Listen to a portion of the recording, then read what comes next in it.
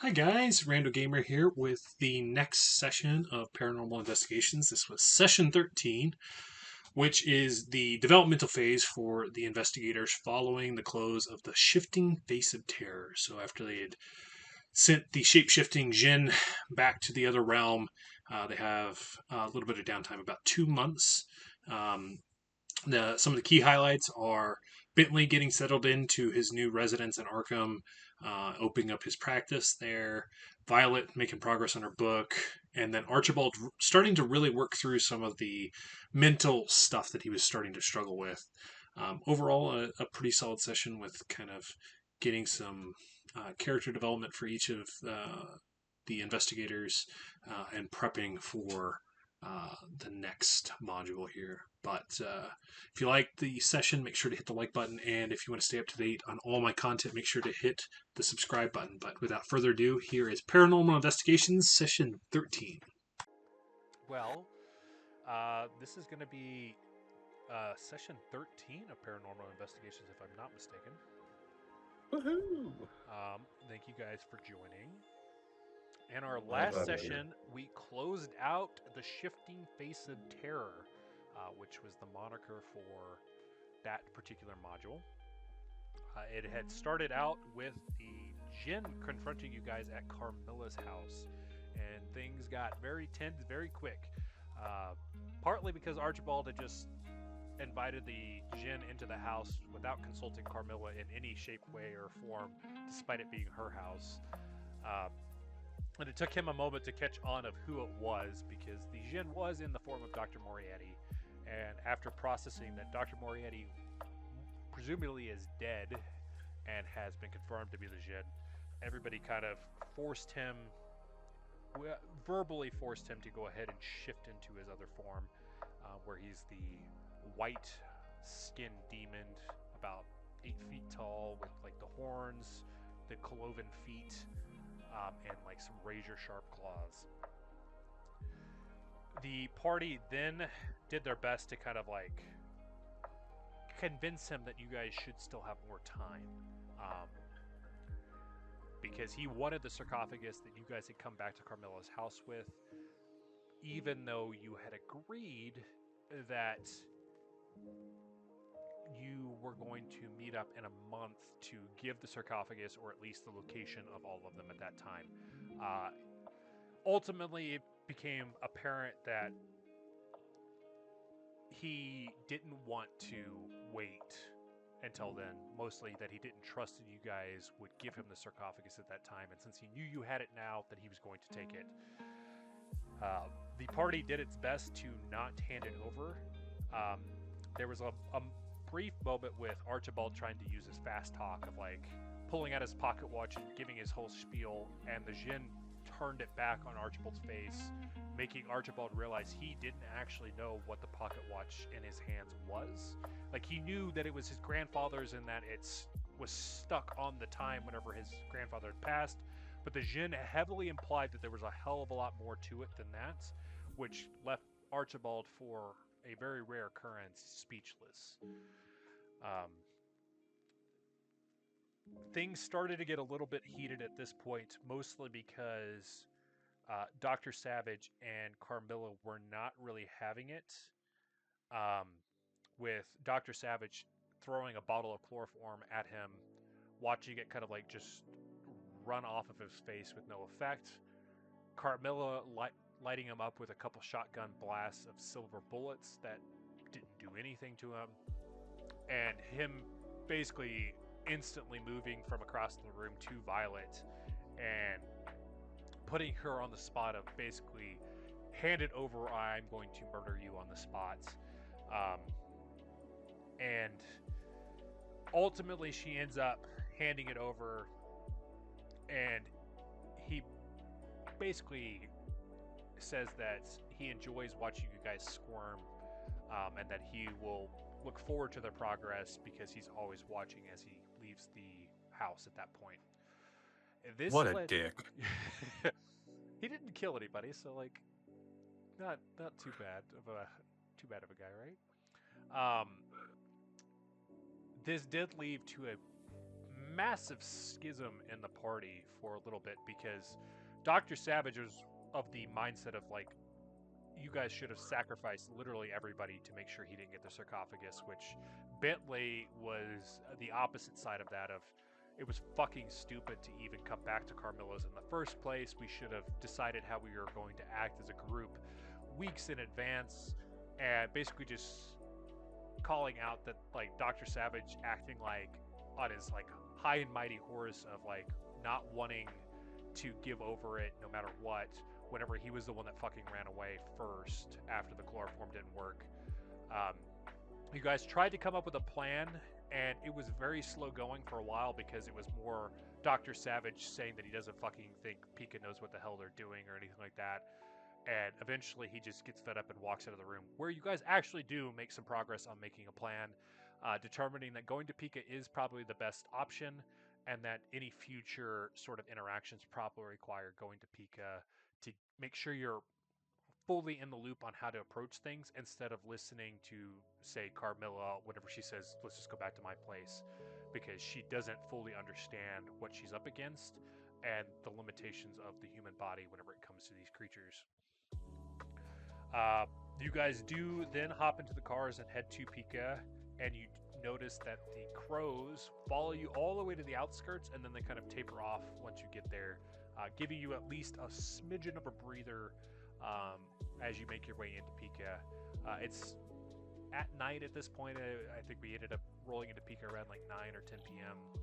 So you guys weren't able to talk to Reginald at that point, but Dr. Savage decided to try and do some research because he realized that he doesn't know what the fuck's going on, and while you guys know a little bit more than him, he's under the impression at this point that you guys haven't put in the work, so he goes to put in the work, and then ultimately comes to the conclusion is you guys have done as much research as you possibly could, and that there's just not a whole lot known. He confirmed that djinn were Arabic in nature and had come up with the idea of maybe trying to find some like Muslim or Islamic culture type people in the area to try and learn more, but ultimately he realized there wasn't going to be much that he could find in the library here. You guys had then met back up in the morning to meet with Reginald. Before that, Archibald had done a smidgen of research on the pocket watch, or at least how much time allowed at that point. He gets some like vague stuff of like that it's potentially imbued with abilities because of like the ghostly apparition that may have gone through it. But as far as like what it specifically is or how to activate it, you weren't able to track that down at that point in time.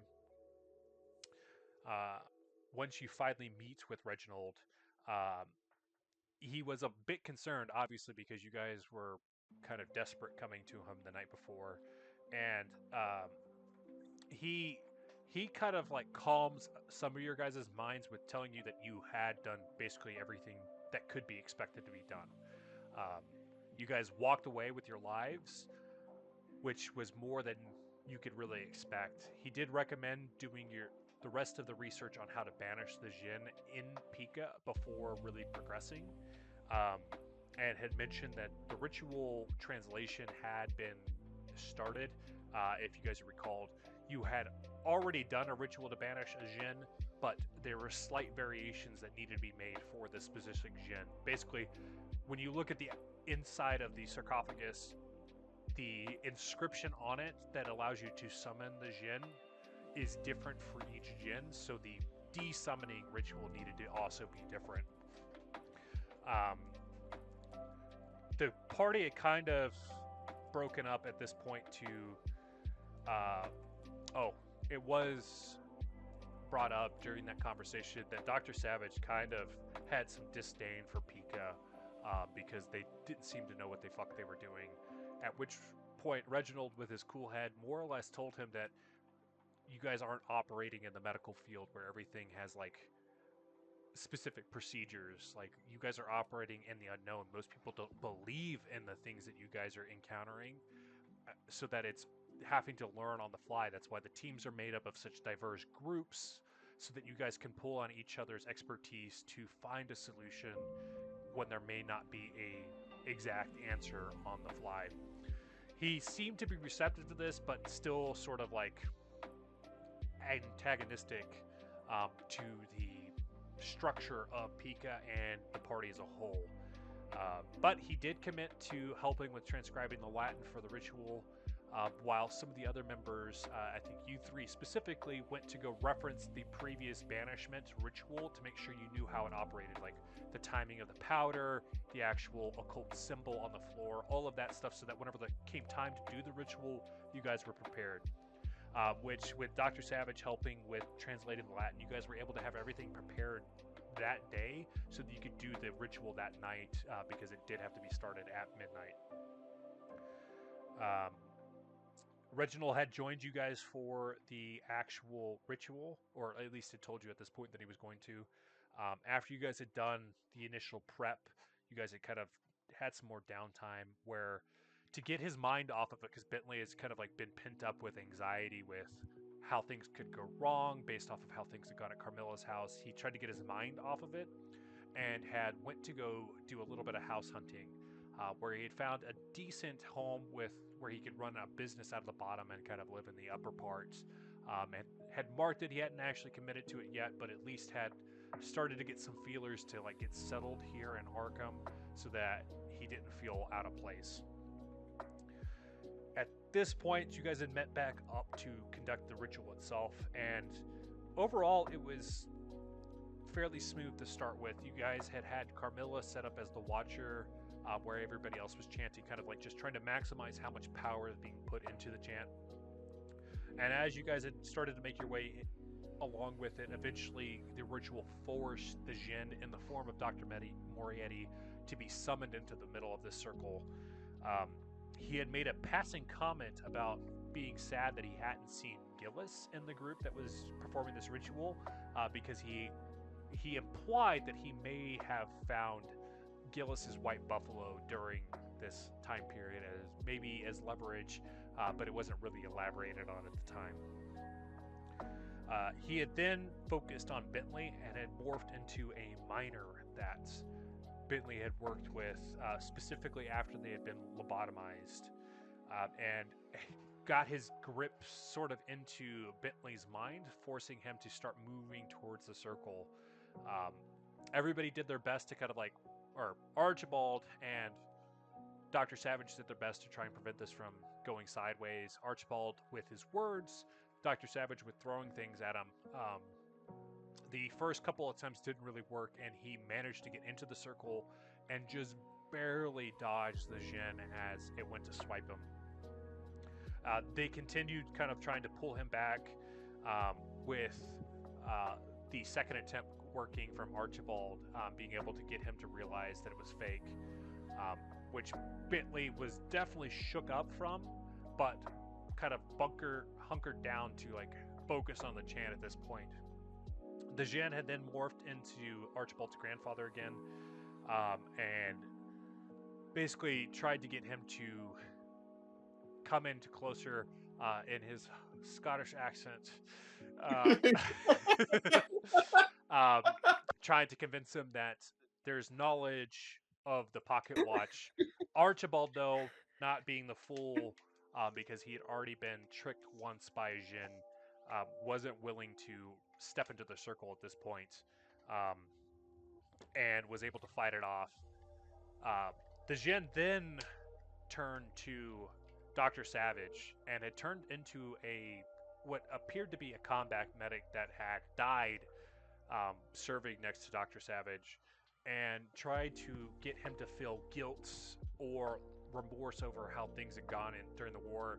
But it was one of those moments where you could see there was definitely a dark side to Dr. Savage, because not only did he not feel remorse, he kind of seemed to be content that this person got what they deserved, by not being smart enough on the field, kind of like maybe hinting at his mob life, or even just at a underlying just something broken with Dr. Savage. So the djinn wasn't able to get its hooks into him either. This meant you guys were able to close off the ritual fairly without any issues, but he did mention that his brother isn't as kind as him, as he was pulled up into a vortex. Bentley basically collapsed at this point, sort of in a corner, breaking down, and like was emotionally distraught. Carmilla tries to help by just handing him a whiskey bottle, but it's clear that what Bentley had seen was something that he hadn't expected and brought up some trauma that he hadn't really dealt with. There was a brief moment with Archibald and Violet, which I think it was just the timing in the video, but it was kind of awkward, where Archibald asked her to join him, and she said yes, and then he kind of just stood there awkwardly waiting for her to respond again. But Reginald had basically told you that there was some amenities up in the cafeteria with like champagne and stuff celebrating the victory over this Shin. When Dr. Savage had gone out to kind of see how things were going, deciding if he was going to go home or if he was going to stay here, he had seen like claw marks on the building itself where it looked like they were attempting to like take out some of the warding if possible, and he could see some like oddly shaped bodies and some body bags being brought in. So it was one of those that confirmed that PICA did its job and was able to hold down the fort against these shapeshifters, but definitely like these creatures were coming for the building. And we had left off with you guys having made it up to the cafeteria where Archibald was flirting a little bit with Violet and having some champagne. At this point, I will turn it to you guys as far as RP. What we're going to get into, Archibald and Violet, I know you guys are familiar. Bentley, this might actually be your first. Oh yeah, this might actually be your first developmental phase. So how this kind of works is this is Call of Cthulhu's essentially how you level up in Call of Cthulhu, because there's not really level ups per se. At this point, you guys can do what they call a skill upgrade. So any skills that you have check marks in, which means that you successfully manage to roll a success during this module, you should have a check mark in it. Any of those skills, what you're going to do is you're going to roll a D100. If you roll higher than your skill, so basically, if you would normally fail, you will get to add a 1d10 to your percentage. Basically, it's the less likely you are to succeed, the more likely you are to get an upgrade. And we'll start with that. Violet, for you specifically, we will catch yours up at the beginning of next session. And while I'm thinking about it, let me drop in your previous character sheet. Like I said, this one is super outdated, but it'll give you at least a basis if you need to do any rolls tonight. And then I'll give you guys some time to go ahead and do those. If you have any questions, let me know. Once that's done, then I'll kind of cover your guys' other options for the developmental phase. Okay, again, remind me. So I want to roll higher than what my highest is, or... Yeah. So, like, if you have 20 in Navigate, you want to roll higher than 20. Like I said, because it essentially... And then if that's a success, we add a D10 to it. Yeah, because the intent is if you're highly likely to fail, you have a better chance of increasing the skill.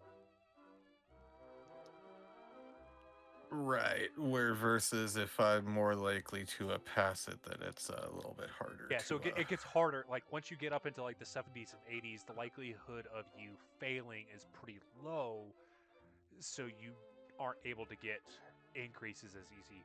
And the way to think of it is like, I think we've talked about it, is 50 is like peak athlete. That's like you're starting to crouch into like you've been studying this skill for a while and you're really good at it. Once you get up into like the 70s, that's where like you're now at like peak human performance on that sort of thing. Like for a jump, that would be like you're an Olympic athlete. Like you were known for being able to do that skill.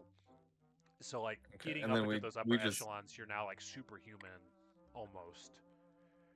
And so we just and then we just add whatever that D10 roll was to it. So like if you roll a 5, you're going to add 5% to that particular skill. Yay! I got a 3 in photography, so I Nice. went from 60 to 63. Hey, every little bit helps. Like That is fair. Every little bit helps. Wait, you said 3 to 63 is what you jumped up to? he Yeah, rolled, so or I- she rolled a 3 on the D10. She already had 60, so it became 63. Yeah, Oh, okay. yeah. Unfortunately, I didn't use a whole lot of skills. I'm only trying to see if I can upgrade my photography, my psychology, which I'm already really high in, and my spot hidden. Yeah, I was gonna say there was a decent amount of rolls, but I think this particular module there was quite a few where the entire group would fail the check. Oh my god, I get to upgrade psychology. Fuck yeah. Oh, nice. And we get to add a 3 to it. I was gonna say you gotta be pretty damn close to the 80s on that one now, don't you? I'm at 73 on psychology now. So you have to beat the roll and then you add a d10 to it if you beat it? Yeah. Yeah. And you Alright, get to spot do this hidden to is how my many lowest. skills? I'm sorry. Any of the ones that Every do one you check have a marks. check mark too. So I usually do my best to remind you guys during the session, but whenever you get a success during the run of the module, you should be putting a check mark in any skill that you succeeded on. I can give you at least what you succeeded in last session if you don't have any check marks. If you wouldn't mind, because I think I started adding the check marks during Into the Rift, because it forgot that was a thing. And I think it was because you specifically mentioned it during it. Yeah, and I forget sometimes during this one. So from last session, all I've got is a psychology roll. Let me pull up some of my other notes. I'm trying to remember how far back Shifting Face of Terror went. I was gonna say, if you see any more in mind, let me know. But as far as I had marked off was only photography, psychology, and spot hidden. I think, because I was able to shoot Homeboy, but I don't know if that's seeded or not. Yes, you should have that one as well. I might have missed that in my notes here. I think you did. I think you did. Even hit him. still, both of those skills are 80. Yeah. I'll still roll for them anyway, but Yeah, roll from they could. Yeah, it could get better. I'm sitting at a 20 with my firearms, and fucking Archibald's walking around with a revolver. okay, firearms fail. And that is an 88 for psychology. Hell yeah. So then I roll another d10 to add to psychology. Mm-hmm. Yes. You know, I have found, especially in Archibald's profession, I have found psychology to be extremely helpful. Because it's kind of like your insight roll. Yeah, yeah. So I think this may be one of the highest stats at the table. I've got an 87 in psychology. Hell yeah, hell yeah. I'm sitting at a 73. I think the next one in between me and you is Gillis. Okay, no rolls that session. Hey, you Guys don't need are to both did missing. that far. It was only a couple sessions. Okay, Okay. Bentley, you should have a spot hidden, a photography. It sounded like you already did your firearms roll.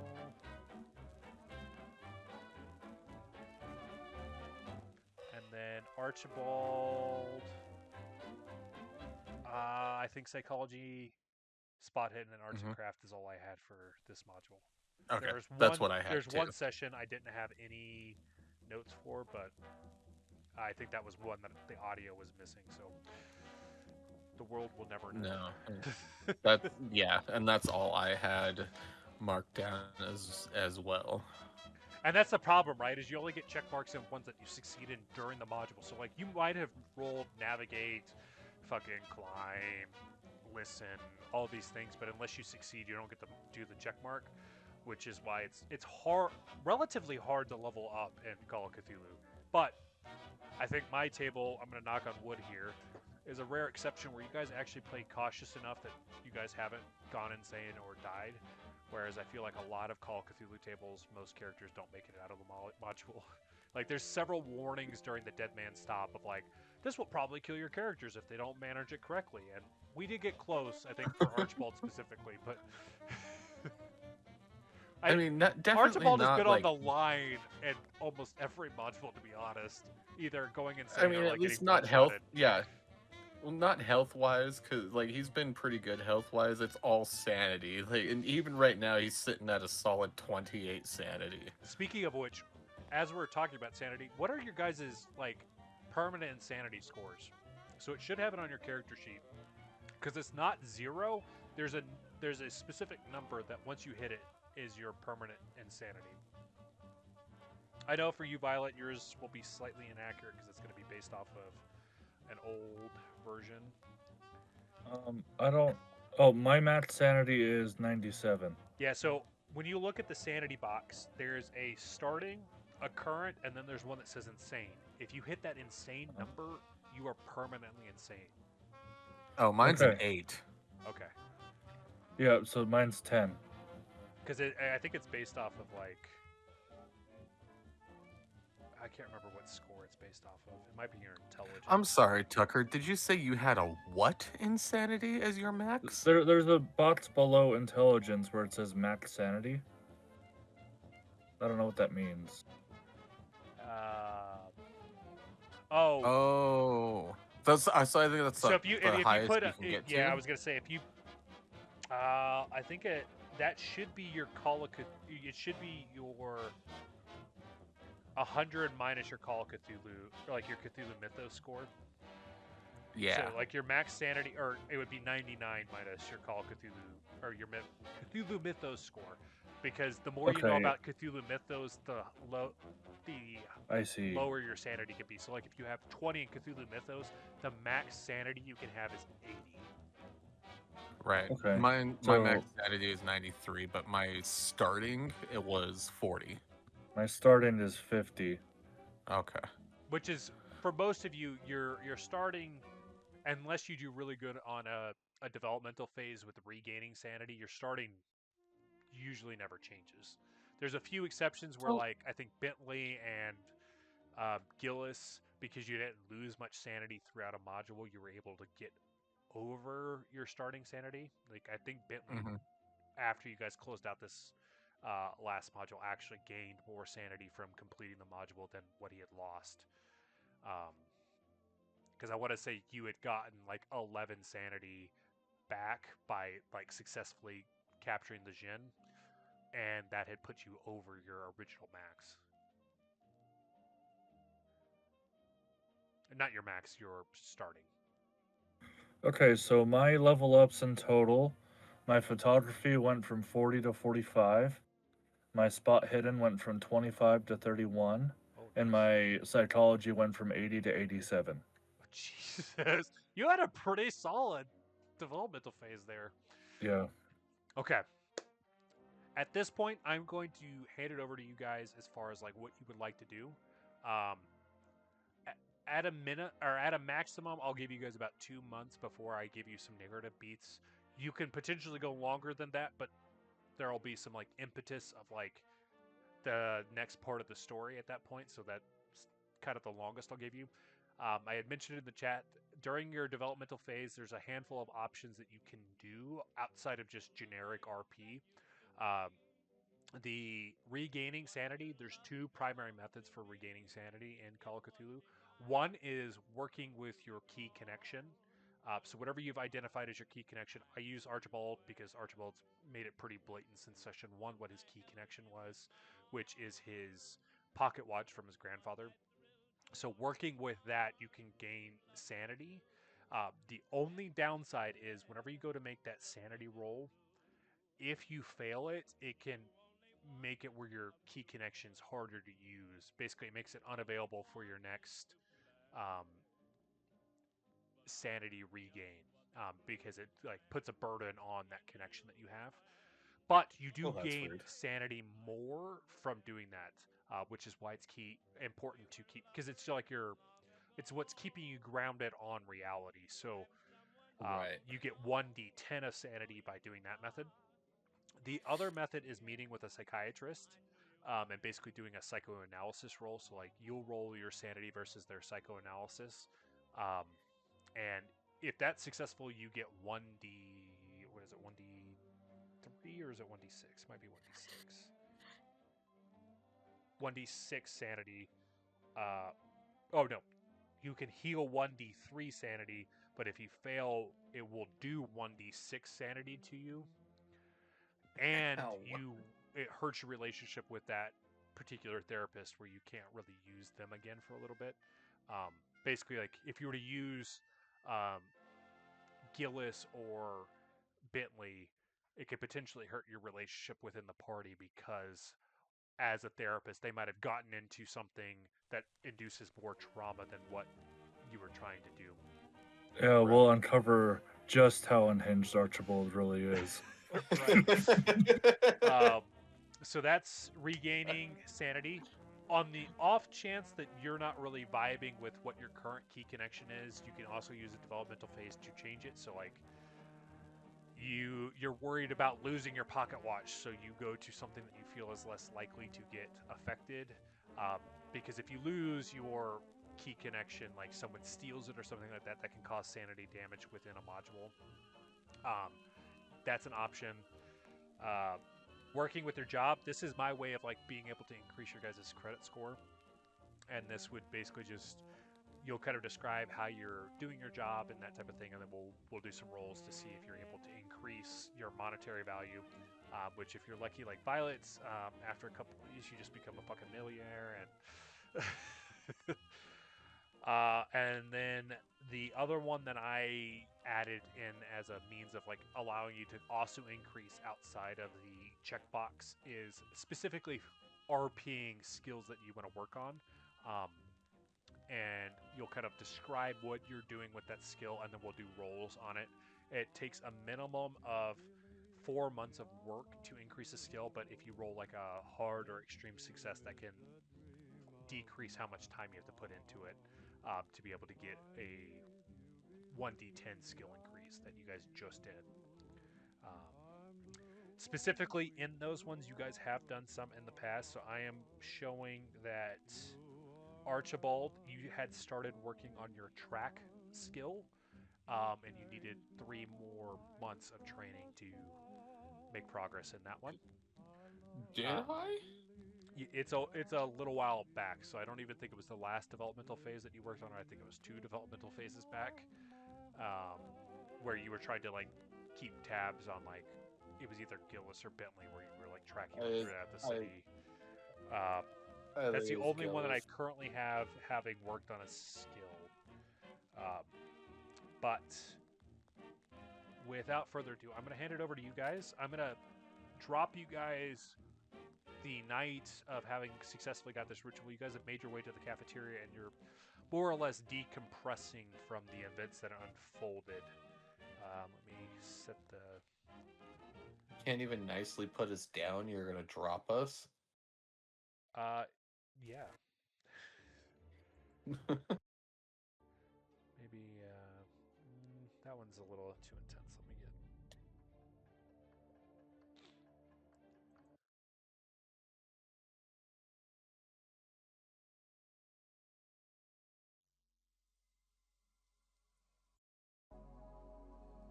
Yeah. Getting, like, pensive as you're potentially sipping champagne in the cafeteria. Okay, so we've already woken up and everything from our night. I was dropping it the night. If you guys would rather go to the next day, we can start there. I think I would prefer to go into the next night. Next night? If everyone else is okay with that. So basically having like 24 hours to kind of like decompress. Yeah. Because I don't know how open how open Bentley would have been to conversation the night of. No, that makes sense. after all of that. Yeah. The cafeteria, The evening seems to be a little bit lighter as far as personnel in general at PICA. A lot of them are day shift workers and they'll go home after. They did because it's one of my favorite, they did a chicken fried steak for dinner with some white country gravy and some potatoes. That's like the main. There's always like a salad and like a Salisbury steak is like another option for the evening if the country fried steak's not really your jam. But overall, it's a fairly quiet evening. It seems like your guys' recent success has kind of like caused everybody in the building to sort of mellow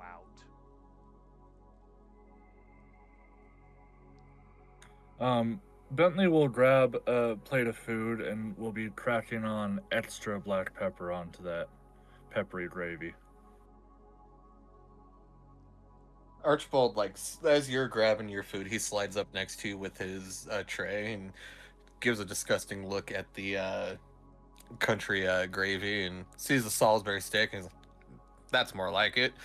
He loads up his tray with extra helpings and kind of nudges at Gilus, and you gotta recarb up after a good night. Did that actually happen? I mean, I was pretty out of it, but I mean, you were just straight up aloof there. As far as I remember, I don't really remember a lot, but I remember some. I need confirmation there, Violet. Violet's eating her salad, and she'll look at you and be like, yeah, I'm pretty sure that happened last night. Bentley just shrugs and continues cracking pepper. Bentley, I got a question for you.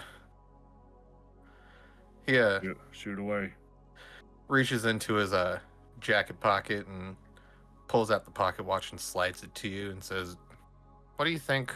What do you make of all of this? Of what the djinn said about the pocket watch?"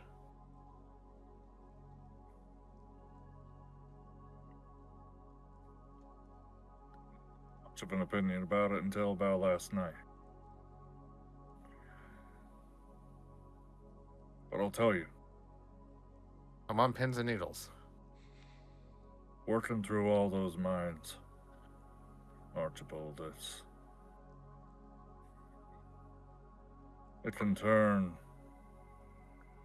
a blind person into the most skeptical human being on this planet. The things that happened in those minds. The tormented souls, I believe, get trapped in some objects. Though I don't know if that's what's happened here. I reckon you've got something similar.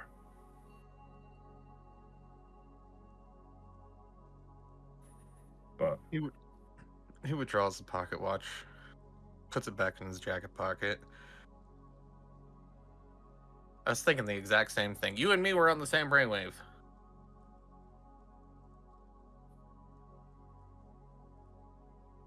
Whole world went dark there for a second. I'm back. It's probably because you ain't got gravy on that Salisbury. It's a... I'm okay.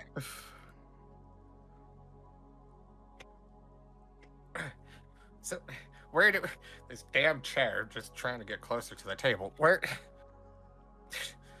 He gives up. Where do we go from here? What are you gonna do?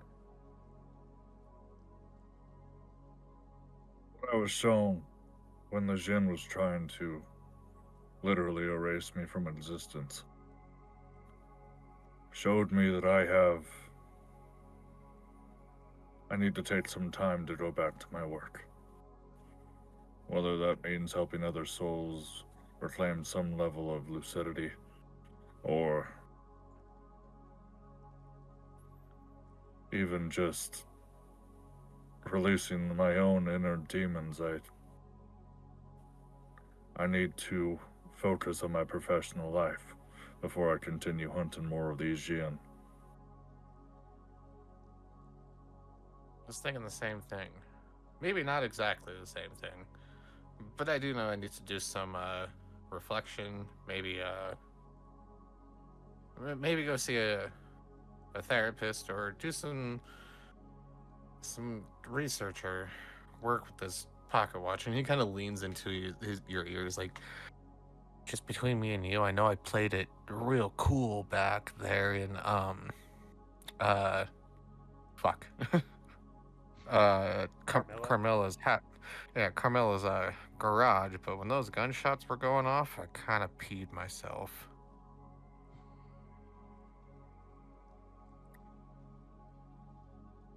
I see where you're coming from.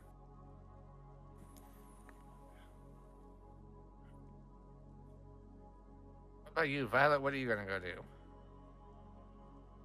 Violet now has her notebook out, writing things down. Well, I am not muted.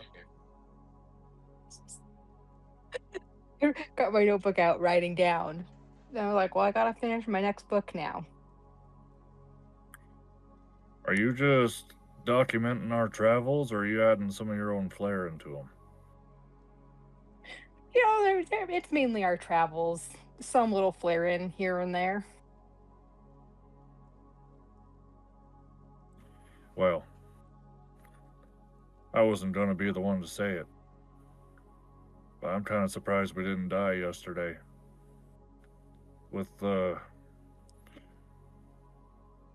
if anyone was going to die during that ritual, it was going to be me. If not for my nervousness up to the encounter, but what happened during. But what I'm referring to is what happened in that room when we had met with the djinn initially after we had fled the gunfight. That's what had me shaking in my boots, Archibald. It wasn't the firefight.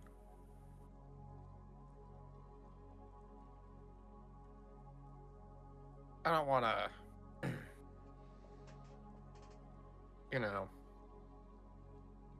say too much about it, but a few more times and you'll get pretty used to it.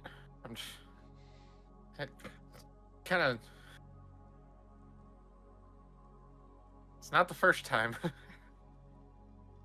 You're fighting with guns. If you get shot, you're dead. Yeah. The same can't be said when dealing with the djinn. Never thought about it that way. And I should have. All this time. Well, I typically don't like to see my own friends within my own chair, but I'm a pretty good psychologist.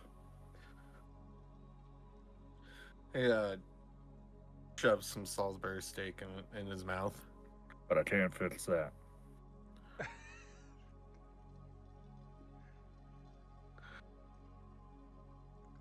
Well.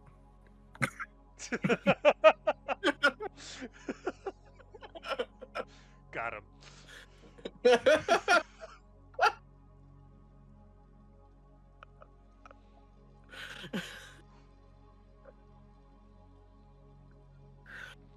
This is good Salisbury steak. Said I was able to find a pretty good flat. There's a small apartment upstairs. And I was thinking of maybe creating something similar to back home. You see, people are, they're much more willing to talk with some liquid courage. What's it like back home? Is it all boots and spurs and... Well, the men and children are off in the mines. The women are all keeping all the homesteads nice, neat, and tidy.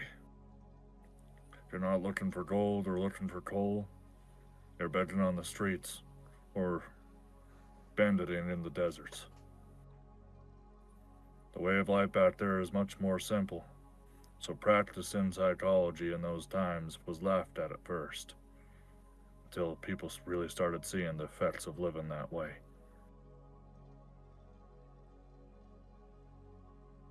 Sounds like a very different life than what I'm used to. Yeah, fuck this place. I'm not saying that I'm used to this either. I'm used to seeing flowers and gardens. The lack of beauty, you tend to look a little harder for it. I guess that's true. How?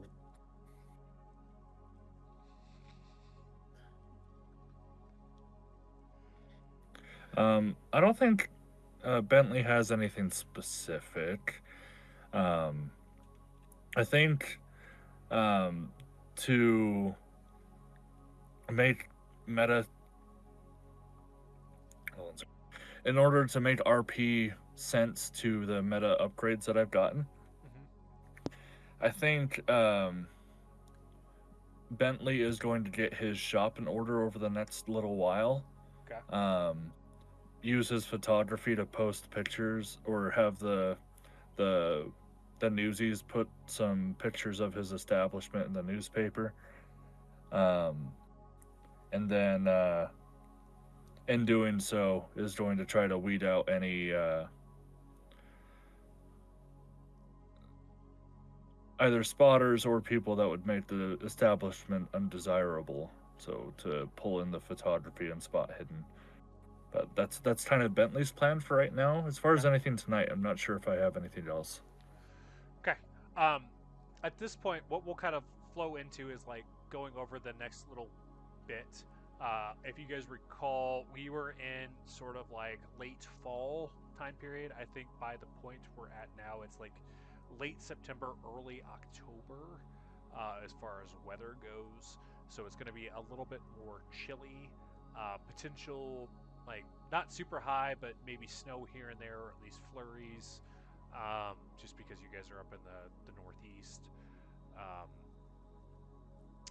How long are you guys wanting to run your current developmental phase? Well, I don't want to prolong the rest of the Jin side quest for too long, but do you think a month is reasonable in Month order is to get an definitely establishment up? What I had said previously is two months is kind of the point where I will then add in some story elements that may start happening in the background. So you guys probably comfortably have about 2 months before life is going to catch up to you. If you need longer, we can go longer, but that's kind of the window I have at the moment. I think 2 sounds about good, like 1.5, 2 months. Okay, perfect. So meta-wise, what that'll give you is 2 chances for increasing sanity, 2 chances for skills, and 2 chances for your credit increases, which is like talking how you're doing your job. From here, how we're going to do it is I'm going to kind of just rotate through Discord order of like what you would like to do. We'll do one of the things that you want to do. If you want to RP with someone else, we'll kind of bring it up, and that's just kind of give it a more systematic approach, so we kind of like work through what everybody would like to do. But Bentley, since you specifically were talking about wanting to get your job started, we'll start there. Specifically, you wanted to start with like photography, like getting an ad out for the place. Is that what you were going for? Yeah. Bentley is gonna, like, make sure he's getting the title from the bank. Gonna go over and clean up his shop a bit, and then once all like that exterior is all washed up and like any minor repairs are done, he'll take just an exterior view of the establishment to have it posted in the newspaper. Okay, go ahead and give me that photography roll. And at this point, if you guys get any successes, go ahead and start checking the boxes again. So I know we're in a developmental phase, but this will lead into the next module. Okay, this is a 26. That's a regular success. Okay.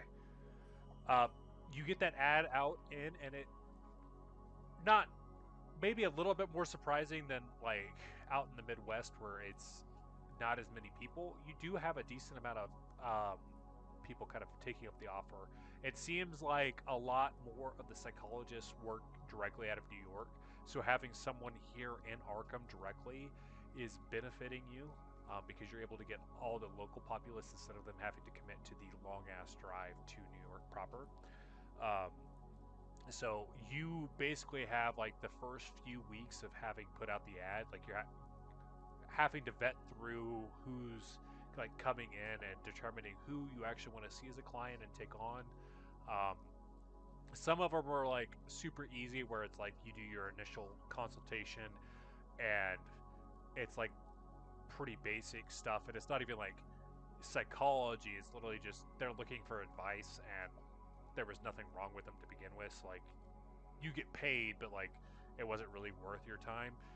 But you Could I argue a psychoanalysis for doing a role? for for for as the people are coming in, whether they actually have something psychotically wrong with them, but like as the diagnostic step to that, could I argue a skill check in psychoanalysis as well? We can definitely do that for your second month. I was just describing how things were going for you at the moment. So no, that's just fine. Yeah, go ahead and give me that Sorry. one in the background. I'll wait till the second round. I was just double checking. Oh no, you're good. But eventually, you're able to land on like 2 or 3 like regulars that you feel like are going to be some long-term sort of like cash flow for you. So that as long as you're checking in every few days or like once a week with them, you should be able to maintain at least a steady income. But for that success that you already had, go ahead and roll me 1d10 to add to your credit score. That is an 8. Perfect. Oh, damn. Credit rating? Yeah, you're going to add it to your credit rating. So, it doesn't come up super often, but credit rating determines your overall character's wealth, and you can potentially roll it if you have a high enough one as a means of like getting information, sort of like you're trying to get into a high class ball. Your credit rating would determine like how well you're dressed and like your appearance, sort of your social standing, kind of determining how well you do. Like Violet, for instance, usually does really well with that because in 1920s terms, she's more or less a millionaire. I'm sitting at a 39 with that. Pretty solid. I want to say that's like typical middle class, which kind of fits where Bentley is. Okay, Violet. I take offense to that. Hey, working class. There ain't nothing wrong with working class. We're in the day and age, though, whenever you make 100K, you're still fucking middle class these days, so... Alright, Violet. What's one of the first things you would like to do during this developmental phase? She just ran to the bathroom. Oh, okay. We'll switch over to you then, Archibald.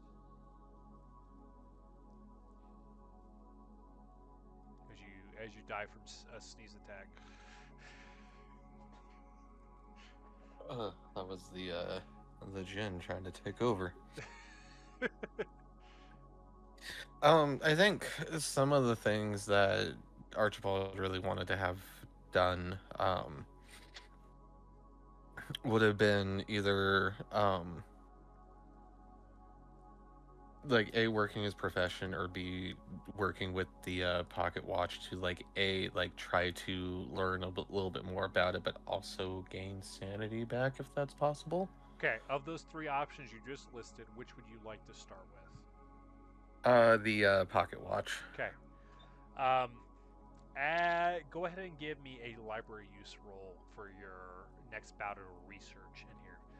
This one is more determining how long Archibald's having to dedicate on it. It doesn't necessarily matter what you roll, it's just determining how long you're spending in the library. Well, I failed. Okay. This is one where it's almost like Archibald getting neurotic about it, like in his own head, and like won't let it go. Like you'll like do some digging for a few hours, not be able to find anything, like get frustrated, like go get a drink, come back, spend another few hours, and ultimately ends up like taking you over like 2 weeks to finally find what you're trying to find here. Part of it's because the djinn was super vague in giving you any information on the pocket watch, And part of it's just like you'll find something that could have been a lead, but you don't think of it at the time, and end up having to come back to the book later and like continuing down the rabbit hole. But eventually, what you come to is a tome with the warning on the outside that says, "Those that seek knowledge may find that they accrue a payment in their grasp on this world. Proceed into these pages only if you feel strong in your hold on reality, or you may find yourself losing yourself." Can you repeat what that tome said again? Yeah. Those that seek knowledge may find that they accrue a payment in their grasp on this world. Proceed into these pages only if you feel strong in your hold on reality, or you may find yourself losing yourself. And this is written on the front of the tome. It's really, really old. You get the idea that this is one of the few relics in PICA that might hold some like deep, like occult or ritualistic knowledge. But the warning heavily implies that there might be a payment on otherwise your sanity by trying to learn any from it. Okay.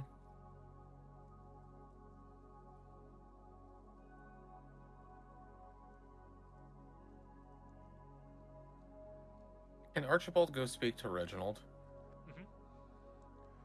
Yeah, we'll say basically like once you've found the tome, you're tempted to open it and start digging, but like with how much stuff has happened over the past little bit, you are able to bite back the urge at least enough to go like seek out Reginald. And it just happens that this is during the day shift, so he's like in the office and available to meet with you.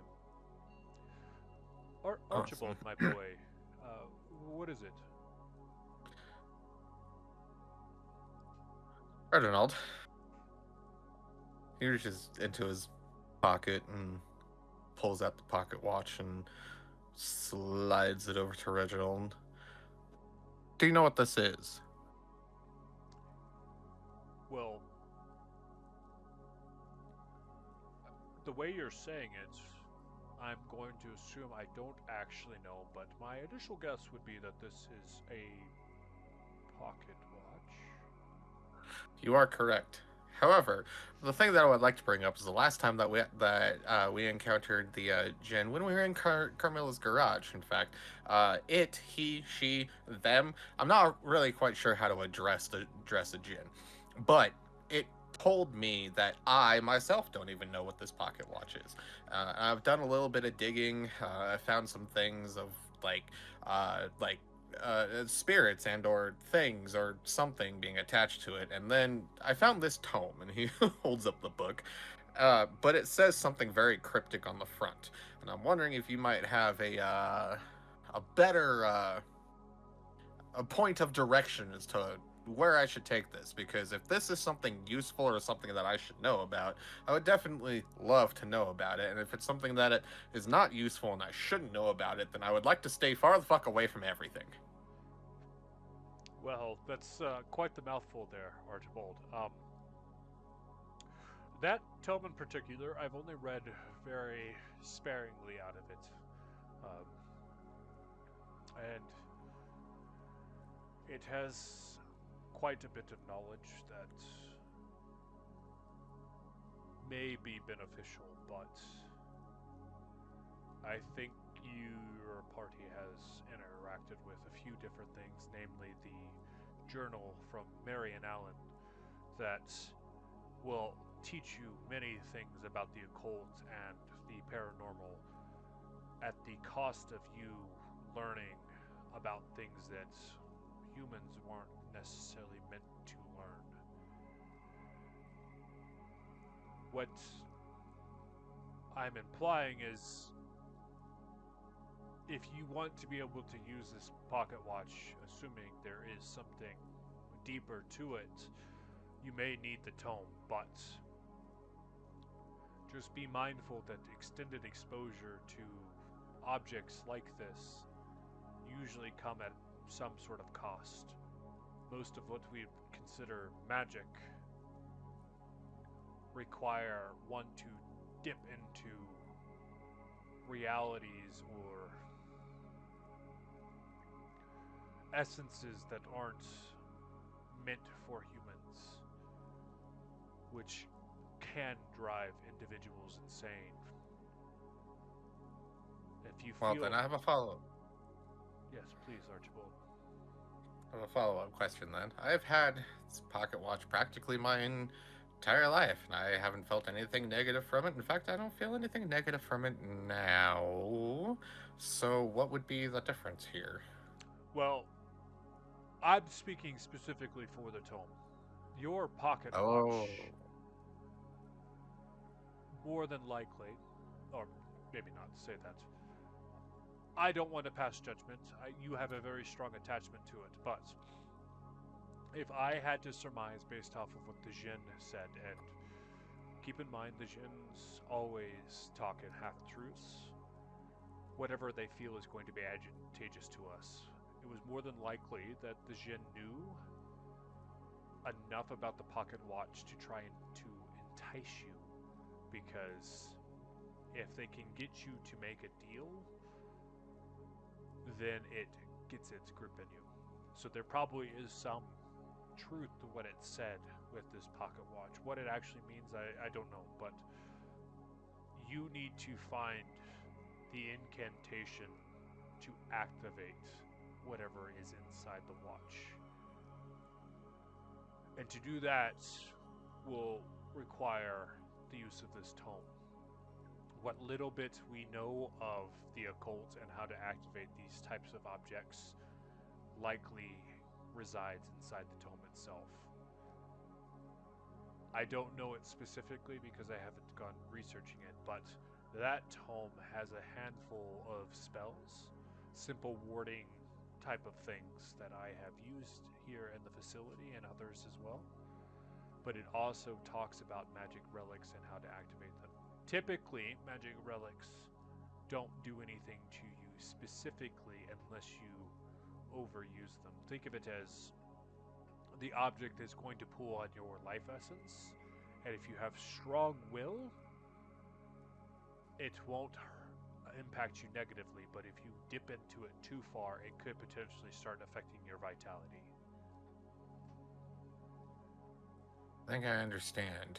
Now, this also sounds like a whole bunch of shit that I am very highly unqualified for. Is there somebody maybe around in town that might have a little bit more insight on the spells in this tome? I don't mind paying. No, they're the closest to a arcane master in PICA would be Johnny Gallagher. But keep in mind, as I mentioned with the tome itself, no one in this facility has felt confident enough to delve into the full depths of the book. Even Johnny Gallagher has only learned a handful of spells, and he usually takes long breaks between learning one and diving into the tome again, because if you were to try and learn the entire tome in one sitting, the likelihood of you being driven mad from it is incredibly high. Can I ask you a personal question, Reginald? I guess, Archibald. What is it you would like to know, lad? Now, I came across this pocket watch. Now, Archibald is fully aware that he has recanted this story many times, but he's going to recant it one more time for Reginald. And it says, if it were you, would you dive into this, or would you leave it alone and just preserve the memory of your beloved grandfather?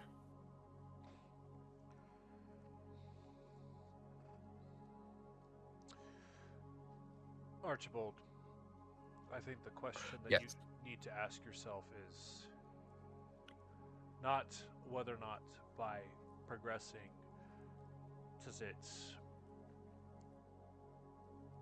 do anything to your memory of your grandfather, or is it this is a part of your grandfather that you haven't accepted that he left for you? What you've implied is that this pocket watch stopped whenever he was killed. What's to say that what is inside this pocket watch isn't what's left of his spirit trying to protect you?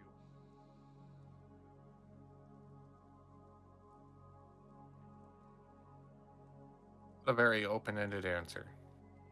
And that's the thing. Dr. Savage, who has significantly less belief in the occult than you, is finally starting to grasp the concept that nothing in this field is certain. There's always a level of uncertainty or a level of risk that you are going to need to accept. And the question isn't whether or not it can benefit, because I think we both know the answer is that no matter what it is, it will probably give you some sort of either understanding of the occult or some benefit as a relic that you can use out in the field. The question is, are you willing to accept the risk that it will have on you?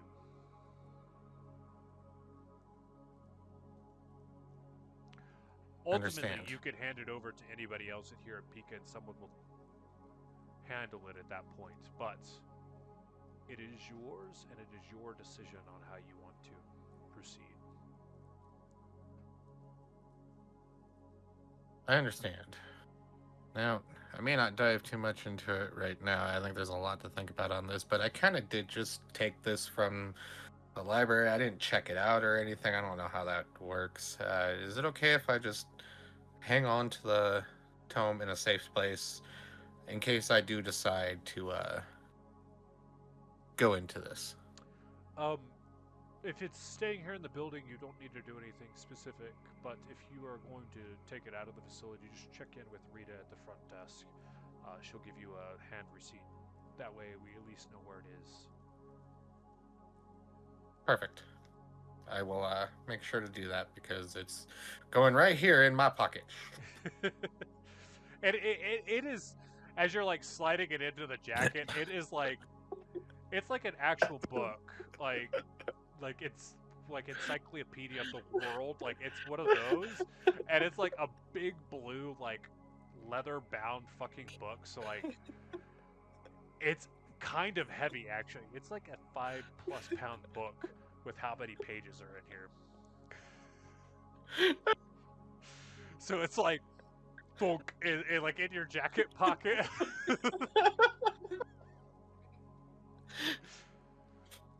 Archibald.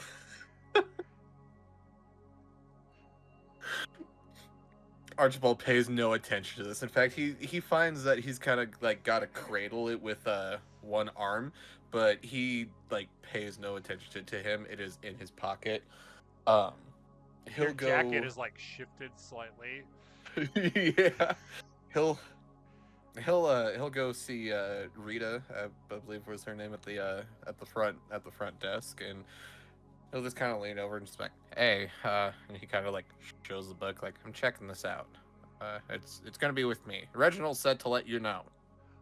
Well, dear, can you hand it here? I need to get the title of the book and so that I can properly fill out the hand receipt. Basically, I'll give you one that you slide into the front there, and I will then store one here so that if someone else comes along wanting to check it out, I can tell them that it's currently with Archibald.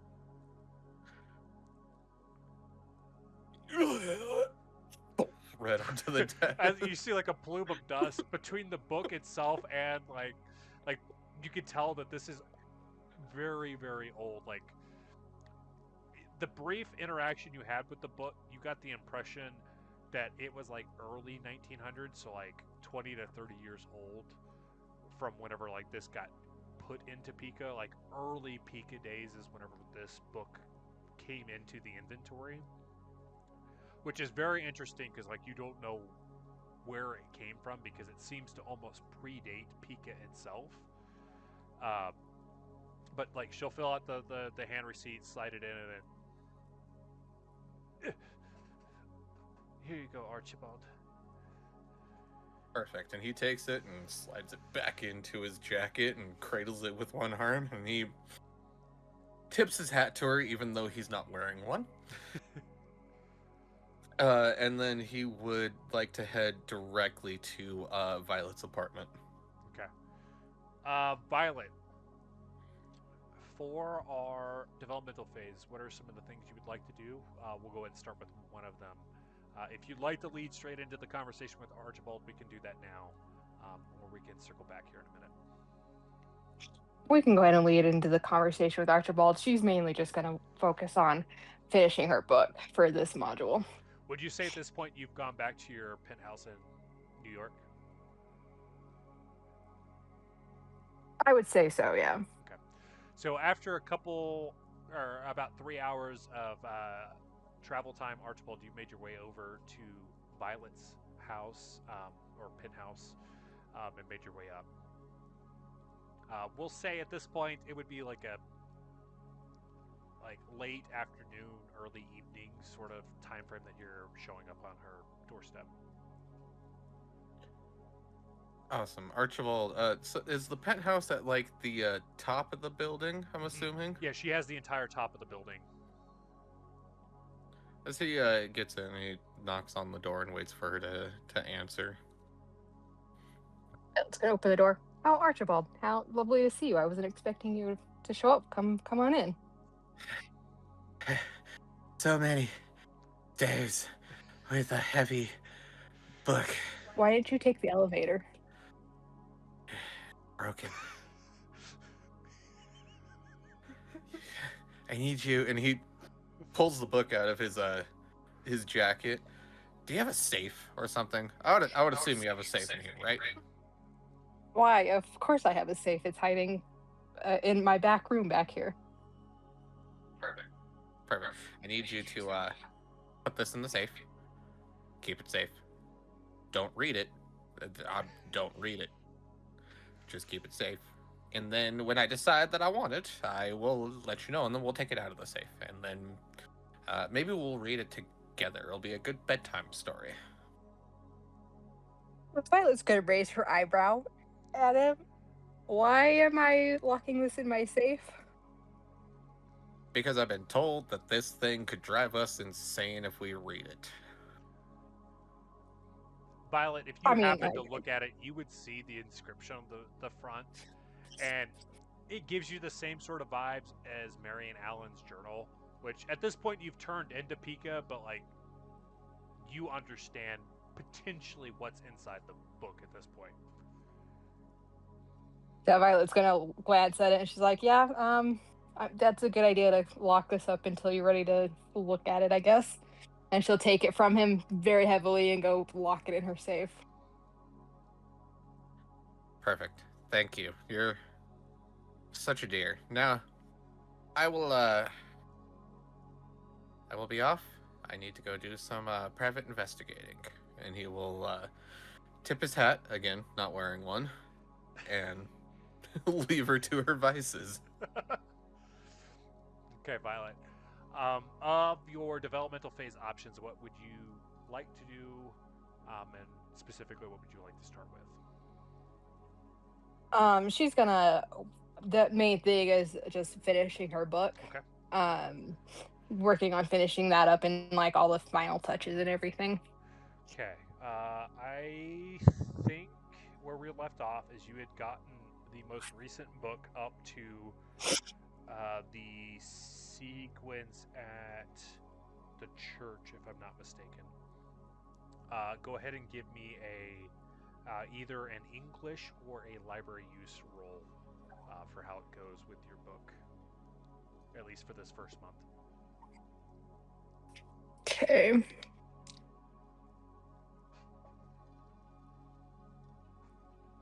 So I went ahead and rolled library use, and that was just a regular success. Okay.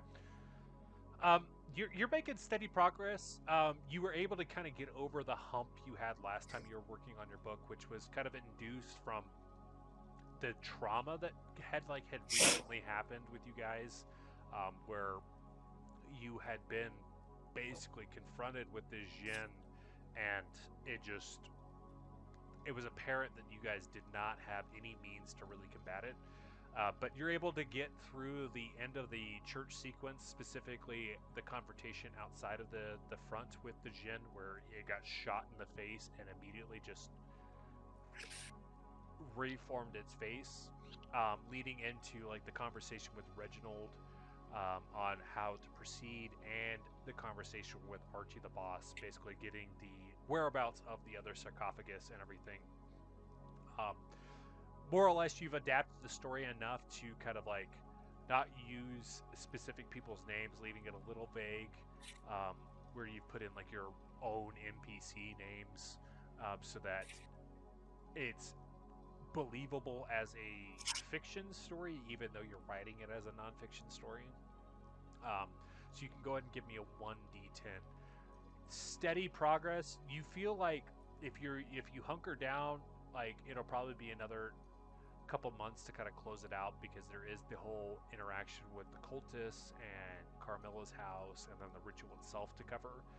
But potential, if like you get in the right headspace, you might be able to crank this out. But I'll write it down, or if you write it down somewhere, whatever your 1d10 is, what you'll add to your credit score on the back end once we get your other character sheet. Yeah, if you could write that down for me, I'd appreciate it. Yeah, that was a 6. 6, okay. Alrighty. Bentley. What else would you like to do during this developmental phase? Yeah, so I think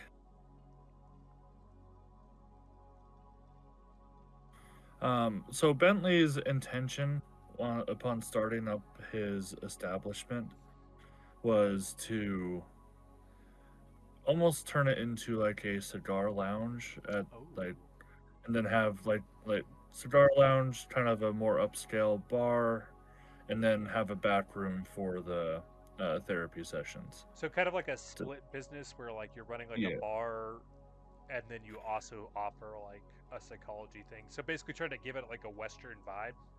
Yeah. So like upscale Western, not like a dress code type of thing, but it's I'll probably have like one bartender just to keep passive income for the place, but the primary deal with the establishment is the psychiatric practice. Okay. You had mentioned wanting to go the psychoanalysis role for your second month for your profession. Yeah. So my idea was to utilize my psychoanalysis to determine what clientele I was looking for and like my practice in California was different than it was in than it will be here, just based off of the type of people. So he's going to be kind of getting a vibe off of general mental commonalities between the populace here versus California, and then to like benefit his practice going forward. So I think that falls more under psychoanalysis. Yeah, go ahead and give me that roll.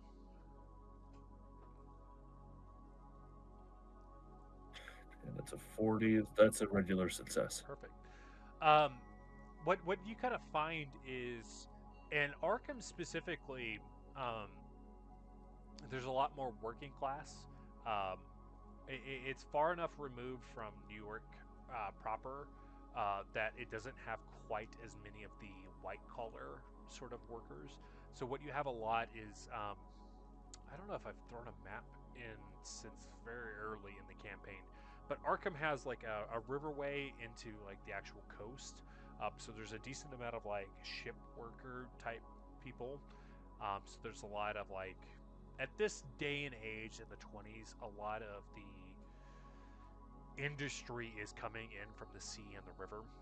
So a lot of the warehouse workers and that type of stuff either work on the river or like the coast. So you have a lot of those types of individuals that are coming through. So it's like you're definitely like your blue collar sort of vibe is what you're getting primarily here in Arkham.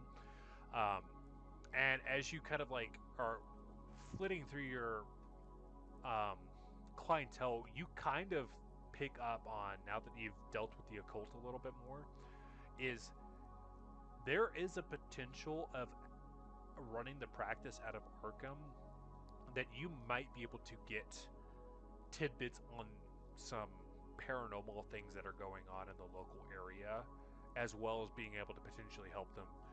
So like you're looking at as like your side gig with PICA might be amplified from your work as a psychiatrist,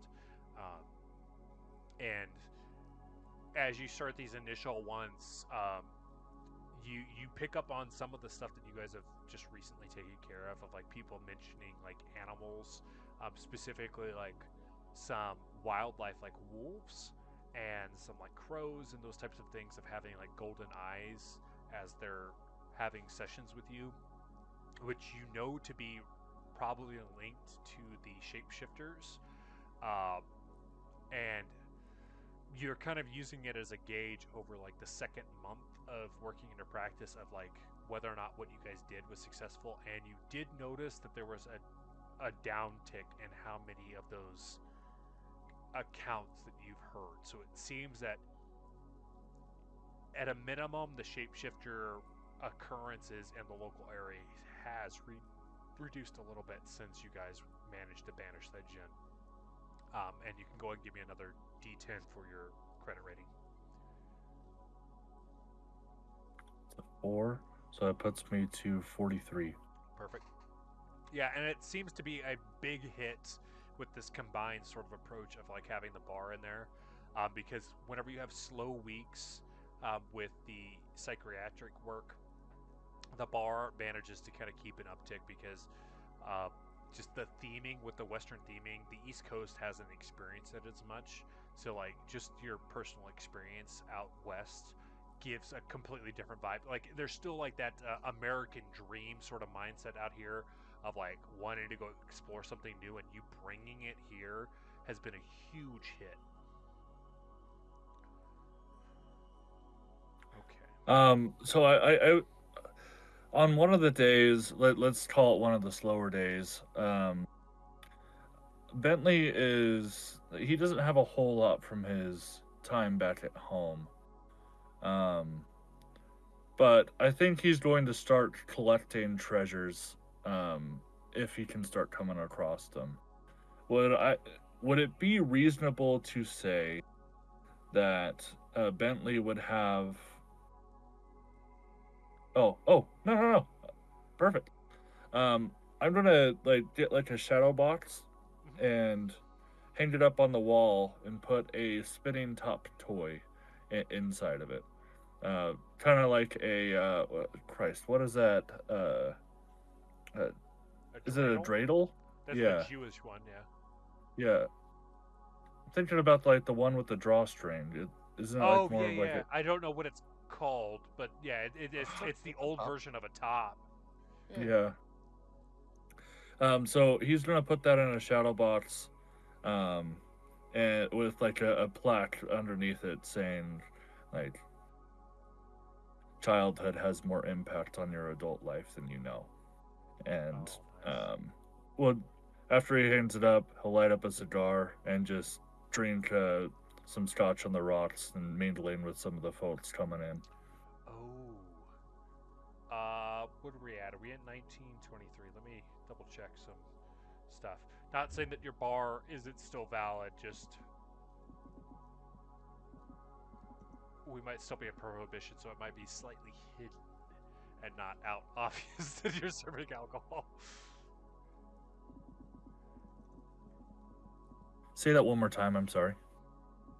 I just had the epiphany of like running a bar out in the open might not be the thing, so we might have to flavor text it as a back room for the bar, and the psychiatrist stuff is in the front. I'll still keep the psychiatry in the back, but that it'll be there'll be a hidden bar within that place, but we'll just call it a cigar lounge. Perfect. Yeah, the cigar portion definitely out the open. The bar will be hidden because I forget. I mean I forget too, and I think I underestimated how long fucking prohibition was. It was 13 years. God, that's a terrible time to be alive. 13, Prohibition lasted for quite a bit. Yeah, 13 years. It says 1920 to 1933. Yeah. Fuck, an entire decade of just like getting kicked in the fucking teeth. Yeah, that's why when like anytime people are like, "Yeah, I'm just gonna like randomly pull out alcohol," and I'm like, "Would you have that?" Because Right. Okay. So Bentley's business is doing great. We're learning some great things about his back history, which is fun. We'll circle back. Keep in mind, so we've covered your profession for 2 months. You still have, if you want to train any skills or any just generic RP outside of that. But we're going to switch it over to Archibald. Archibald, you had mentioned wanting to potentially regain some sanity or working on some profession stuff. What would you like to go with next? sanity, and in fact, because he didn't really get a chance to do it with the pocket watch. I think we're gonna change gears, and he's gonna go see Bentley. Okay. Yeah, at this point, Bentley has gotten established in this like sort of 2-story building.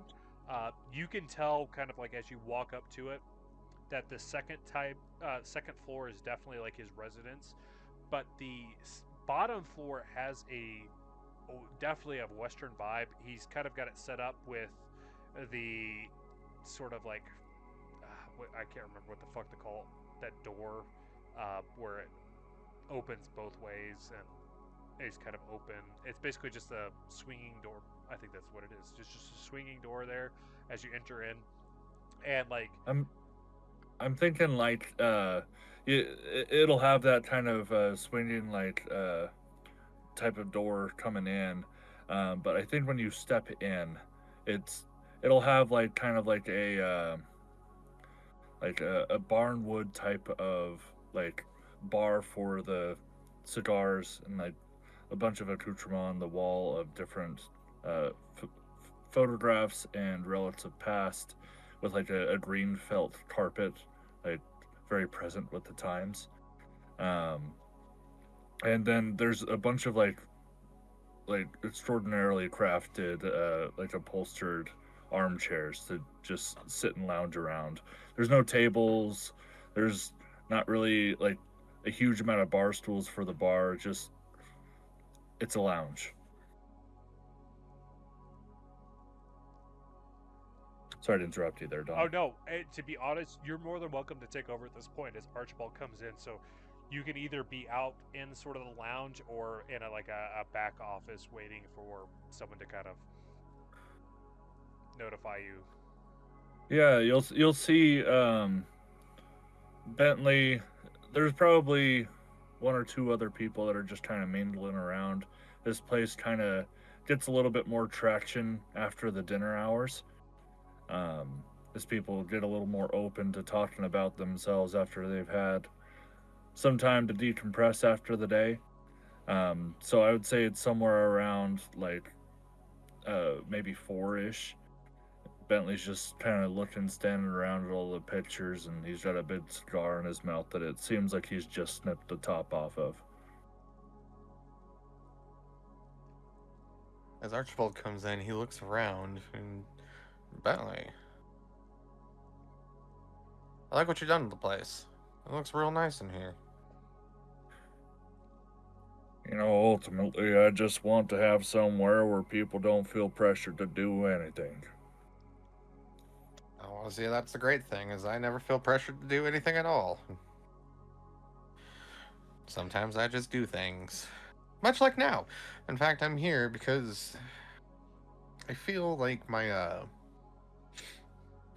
psyche's kind of like taking a bit of a hit I'm still. I'm gonna be straight out honest. I'm still fucking terrified of loud noises, and I'd like to get over that. Maybe a lot of other things, repressed childhood trauma and stuff like that. Grandfather wanting me to be a florist, and look at me, I became a private investigator, and I'm my own boss. Maybe some of that's just a facade to hide behind what you're really scared of. But let's have a seat in the back room. Perfect. Put me on the couch. Bentley will lead you back. This back door he'll open it up, and as you turn your head, we go into the room, and very cozy in here. Your typical therapist armchair is there in the back. Again, pretty well upholstered, similar style furniture inside of this room. There is a desk with it's called a modesty. It's like a wooden panel covering, like, so your feet and your cords don't show, like, on a desk. He'll reach under his desk and turn on his lamp. He's got, like, the whole oil lamp still brought back from home. Just light it up. There's a warm, soft orange glow to the room. And he'll pull out a very nice bottle of scotch and pour out a couple of glasses, cork the bottle again, put it underneath his desk. And I'd like to think that there's a fireplace in here that he'll just light up and slightly restrict the airflow to allow some of that smoke smell and aroma to enter the room to match there with the scotch. I'll give it to you and invite you to sit on the chair. Archibald will take the glass gladly and sit down. He kind of swirls it and puts it under his nose and takes a sip. This is really good. Whose bathtub was it made in? Bathtub? Well, I mean, that's what I'm assuming. That's pretty normal, isn't it? Or is that just gin? Not the thing that we're fighting, the drink. Genuinely, hey, and that's pretty funny. Genuinely, I don't really know. We're just kind of getting it wherever it's being made. I mean, I just like to keep a handful on here. Add some liquid courage into the conversation. Tends to open you up just a little bit. Normally, you can taste a faint hint of porcelain in it, but you know what? This is A-okay. So, Archibald. Bentley.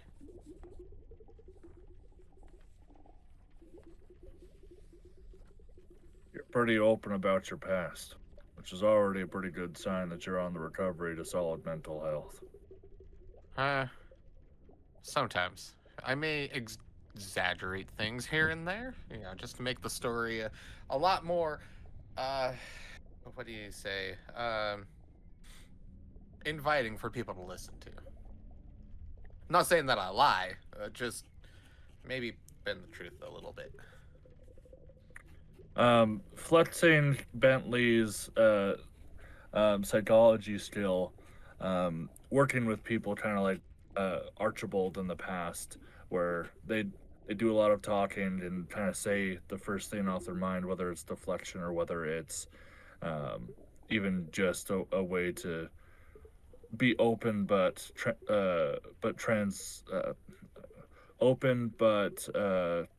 closed at the same time with what they're actually feeling. Bentley's just gonna go with a very blunt but brief type of line of questioning to see if we can uncover some things with Archibald.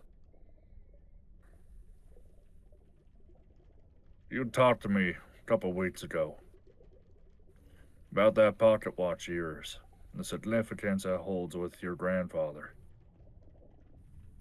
And is it safe to assume that Archibald would have told the party about what you found? About what I found with the tome? He's at least mentioned it to Violet and Reginald, but I think that's about it. Okay, so all right, that's fine. It seems like you're doing a lot of fixating on the incorporeal, and it even reflects in your line of work. Why are you focused more on what could potentially not even be versus what's right in front of you? Well, that is a deep question for thought, isn't it? Here, well, That is my job. I think you see, and he's kind of like twirling the glass in his hand as he looks at it. It's not so.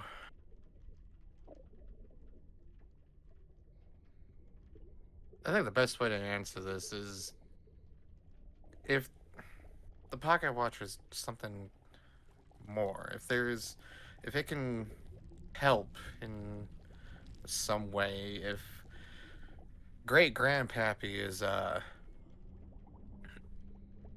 trying to reach out to me from the beyond to protect me in some way, or the others, maybe we can use it. Maybe it will be of some help. Hang on 1 second, somebody's at my door. So Archibald kind of goes like blank stare for a moment, and then he snaps back. Sorry, miles away. Anyway, It was described that you went on for 15 minutes.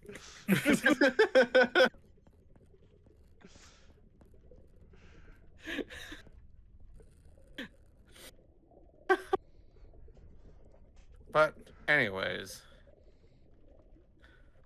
I don't necessarily know if maybe I'm holding on to some hope that maybe my grandfather is still there, or maybe if he is somehow inside of this, a part of him is inside of this pocket watch, maybe I want to release him so he can carry on in the afterlife, or maybe I'm hoping it can help. Maybe it'll protect us going further. Or, you know what? It could be absolutely bad. It could not be my grandfather. It could be whatever killed him. Part of it got trapped inside of him. I had inside of the pocket watch, and maybe by diving into it, I release it and destroy the world. Who knows? Holy crap, it went dark in here. Bentley, maybe you should pay the fucking power bill. Oil lamp. There it goes. And probably just the scotch. The porcelain you were talking about. I've got one more follow-up question on that. And then one that will change the topic a little bit. You brought up a couple of valid points. We're working with PICA, and if what you've described so far is an accurate description of what that pocket watch could entail. If you were to put down that pocket watch, sell it to somebody, hide it away somewhere where no one else could find it, would it still live rent-free in your mind? Or do you feel like it's your life journey to uncover the mystery? Mystery, maybe. Yes, no. Rent-free in my mind, absolutely. And furthermore, I don't think I could... Setting it down would feel almost like a betrayal. Sounds to me like you have your answer then. I didn't really answer anything. Well, you seem to have been a bit lost about how you should go about proceeding with this amulet, or this, pocket watch. There's a lot of unknown and a lot of anxiety surrounding it. But if you know that your unconscious mind would not allow you to put it down or put it away or hand it off to someone else, you'd be doing yourself a disservice by not exploring the options. I tell you something a bit odd. Among being a florist, my grandfather was very well endowed in watchsmithing. His father was a watchsmith, and he didn't want to pursue that as a passion, but growing up, he was taught. And in turn, I was also taught. You know, our family was kind of a jack of all trades. I've tried to repair this watch before. I thought maybe if I restored it, part of my grandfather could live on, but no matter how many new gears and springs I put in, it's never ticked again. It seems like to me your grandfather and your father, and even to yourself to some extent, though you're not in the trade, seems like you're all keepers of time. And it's not necessarily about keeping the pocket watch or even getting it restored, but getting that clock ticking again is a way you can allow time to continue passing. So until that's repaired or until you find the meaning behind it, seems like your clock is going to be stopped.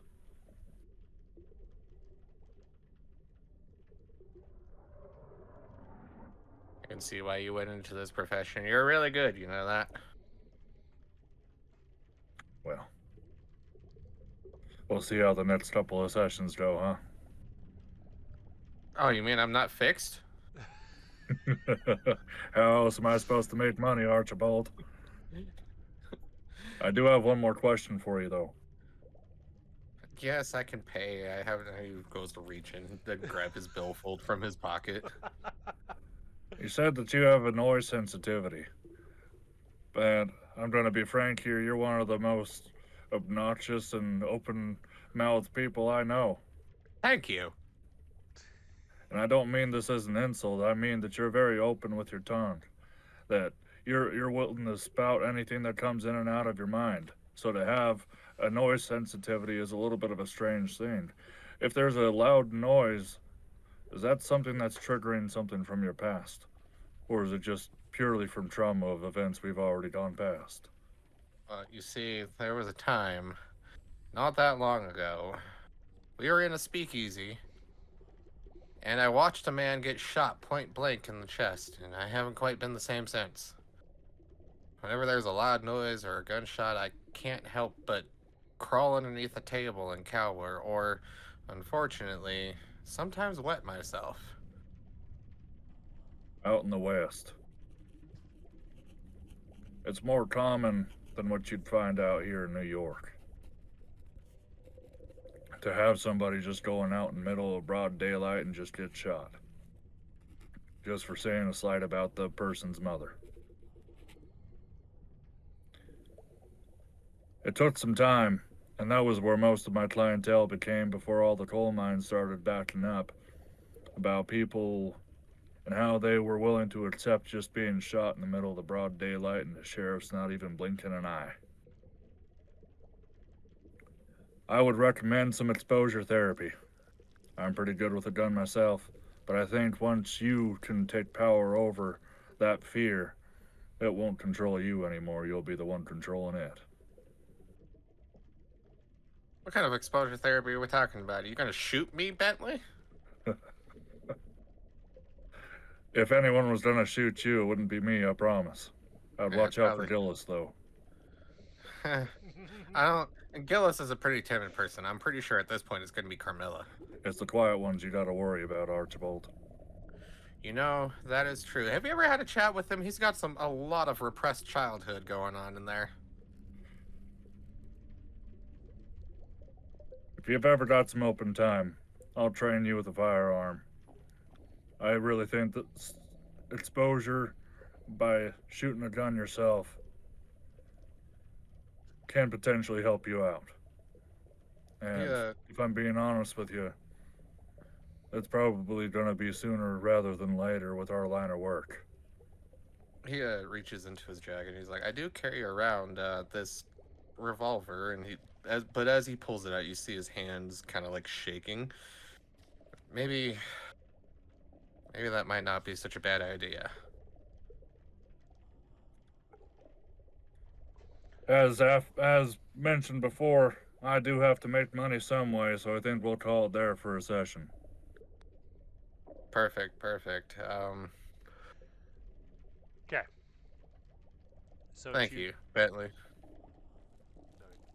No, And Archibald will settle like whatever payment Bentley requires for this session. He's not Yeah, like it's worried within about your that. means. If you guys recall, Call of Cthulhu is a little bit more loose with the monetary. So unless you describe something exceedingly extravagant for your profession, uh, we don't necessarily keep tabs on the money. But how this one works, since you went with the using a psychiatrist, is you're going to roll your D100 against Bentley's psychoanalysis score. I got an 87. Okay. It's like he has to beat it? Like he needs to basically he's using your score for like what he needs to roll under. All right, that's a 87, 43, 17. I got a 20. Okay, so a hard success. And I'm glad that you mentioned your phobia in there, because that is one of the things that you can heal during the developmental phase. So over the next handful of sessions with Bentley and practicing with the firearm and everything, you are able to heal your phobia of loud noises. So you can remove that from your character sheet. You can also add 1d3 to your sanity score. 1d3 to sanity. Of course, that's like the one die that I... Oh, nope, I do. You just need a d6 unless you have a d3. I know they make Oh, them. nope, I do. Do they actually make those? Yeah, it's cylindrical.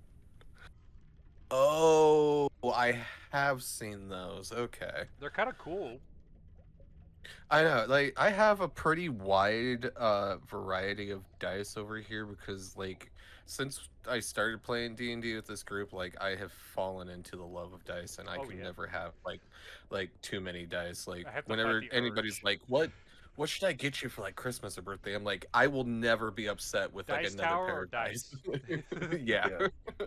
I was gonna say, I think I got Colton a actual D100, like not Oh, too yeah. long ago. It spins for 45 minutes.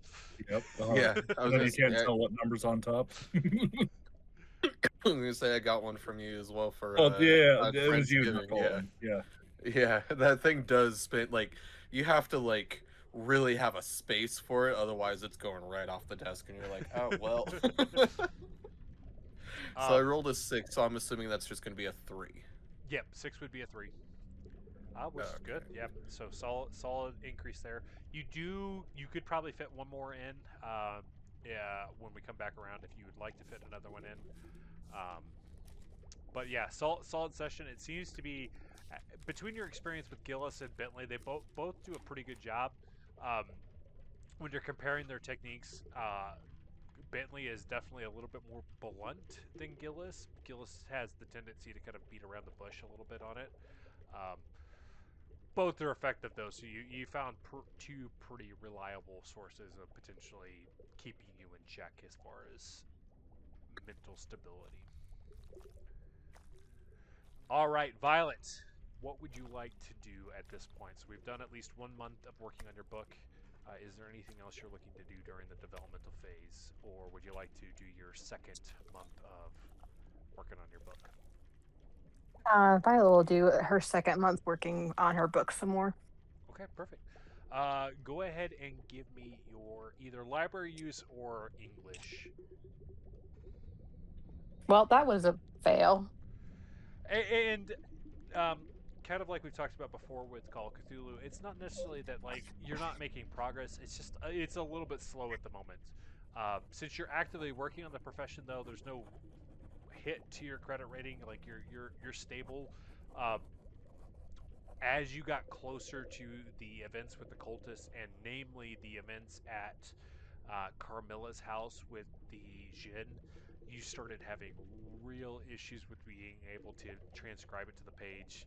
Um, you're realizing there, while you seem to be fine and like you're dealing with it, the trauma of the djinn laying his hands on you and basically threatening your life directly are making it really difficult to describe that section of the book, because like you're having to parse through what actually happened and what you were feeling at the time, which is a very, very difficult thing as a writer, because every time you go to write that chapter, you're having to relive that moment again, and it's too recent and too raw for you to kind of work through it at the moment. So you've kind of hit writer's block on that particular section right now, and you're having to find a method of like breaking through, and just haven't been able to do it yet.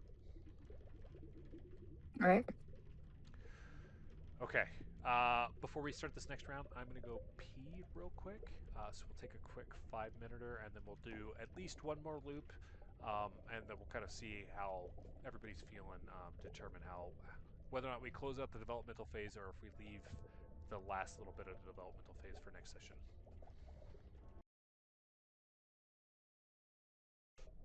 Alrighty. Okay, so we'll get into round 3 here. Bentley, we've done a couple professions for you. Is there any desire to heal sanity? I think you were already positive at this point, so there's not really a... Yeah.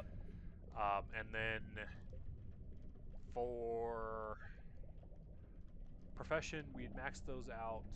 Did you want to do training any skills?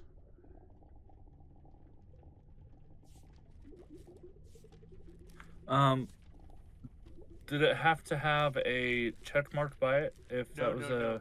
This is my way of letting you focus on skills that you didn't necessarily succeed on during the actual module. So, like, you haven't got a success in, I don't know, listen, but you actively are spending time during this developmental phase to work on it.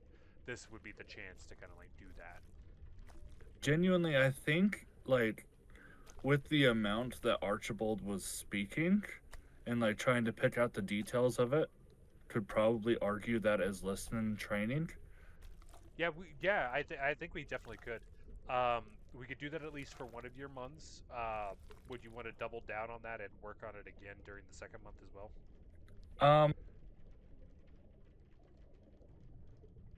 I think I would want to...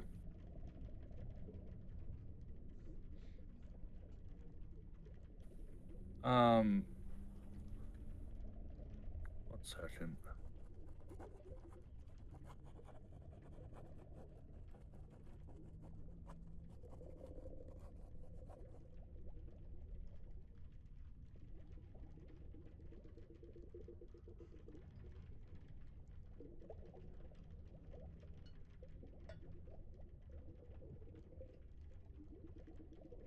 No, I don't think so.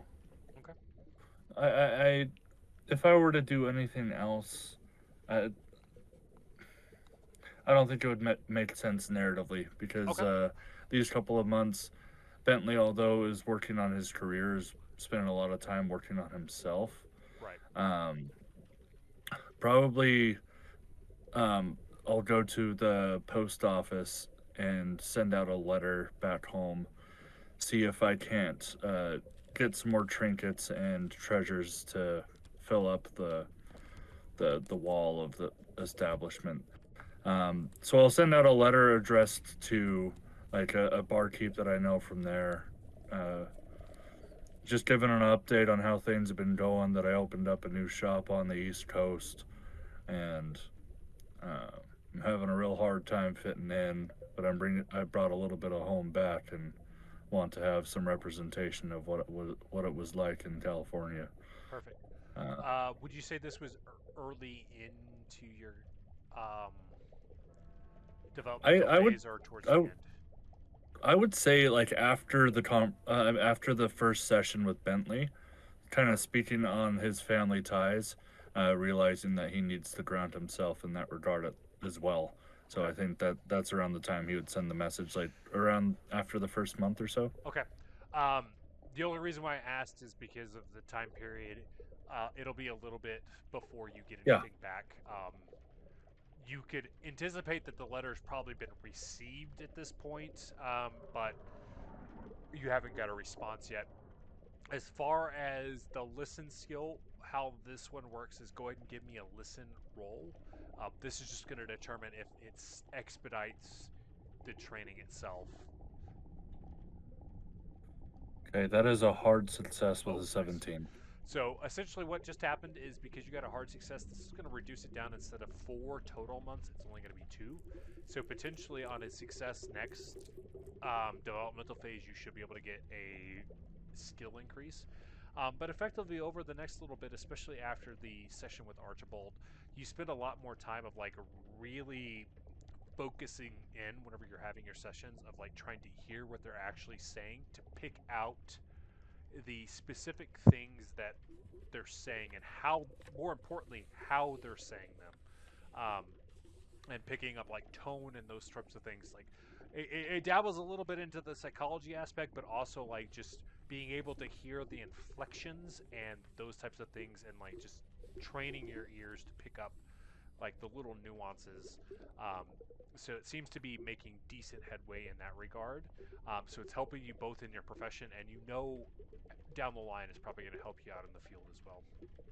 Um, this isn't something I want to get done in this time. It will probably take a couple of these sessions, like of the downtime sessions. Or how did you say it was? What Yeah, is it called? the rule book calls them developmental phases. Yeah, it would probably take a few of the developmental phases, but um, Bentley has aspirations of creating new, or I mean, cracking new ground in the psychology sphere Hmm. of influence, and is going to document um, some cases. I don't know if you've ever read the book Extreme Ownership. Uh, Jesus, I can't remember, but it tells it's from um, the perspective of two people in the um, Marines sharing war stories and how it compares to leadership. So the book will talk about specific um, encounters professionally that Bentley has had to go through and how it ties into practical applications through psychology practice. Um, and I he's going to start working on that. I don't know if that'll be a specific skill to roll, but that's something that he's going to be working on. And maybe towards the end of the developmental phase, if Violet finds herself within town, within Arkham, you said the name is the town? Yep. If she finds herself within Arkham to kind of backboard some of the ideas and progress. Okay, perfect. Um, I guess the question is whether or not you want to roll for adding into psychoanalysis or psychology. Specifically, wanting to make ground in those, I could see the argument for like specifically wanting to train those skills. Um, if you just want it as a flavor RP, we can leave it there. But if you want to actually make an attempt at improving those, we could definitely make rolls for them. One sec. Let me put this in my character sheet, but so I don't forget about it.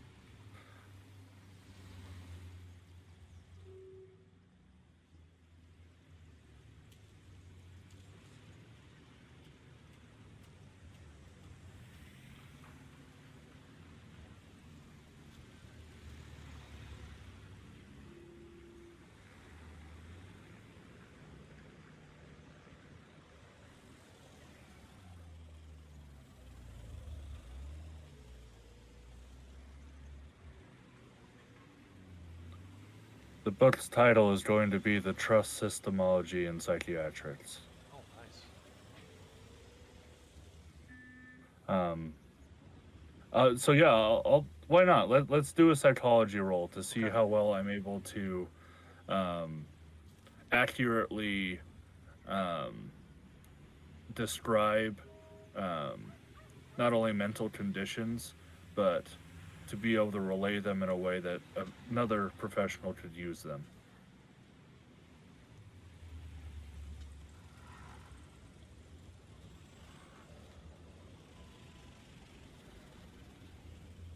That is a hard success with a 42. Okay, perfect. So this is going to be more or less the same as like your listen skill as far as like how much progress. Effectively, it's down to 2 months as far as how much progress you need to make. So as long as you get a success during your next developmental phase, you can kind of expect to get your skill increase. And it's almost from the encounter with the djinn, kind of just like kicking it into high gear on like needing to do some self-introspection and just like really focusing on sort of like the trauma healing has allowed Bentley to start to like document a lot of stuff using a lot of his first-hand experiences on like what he's going through and the symptoms associated with it, as well as what you're seeing with your most recent patients. You're able to get pretty solid headway on your book detailing all the different types of psychosis and what to expect, how they like represent themselves, and kind of like how to deal with them so that you could be an effective member of society without kind of like constantly having to work through it during the day. So definitely making some solid progress there.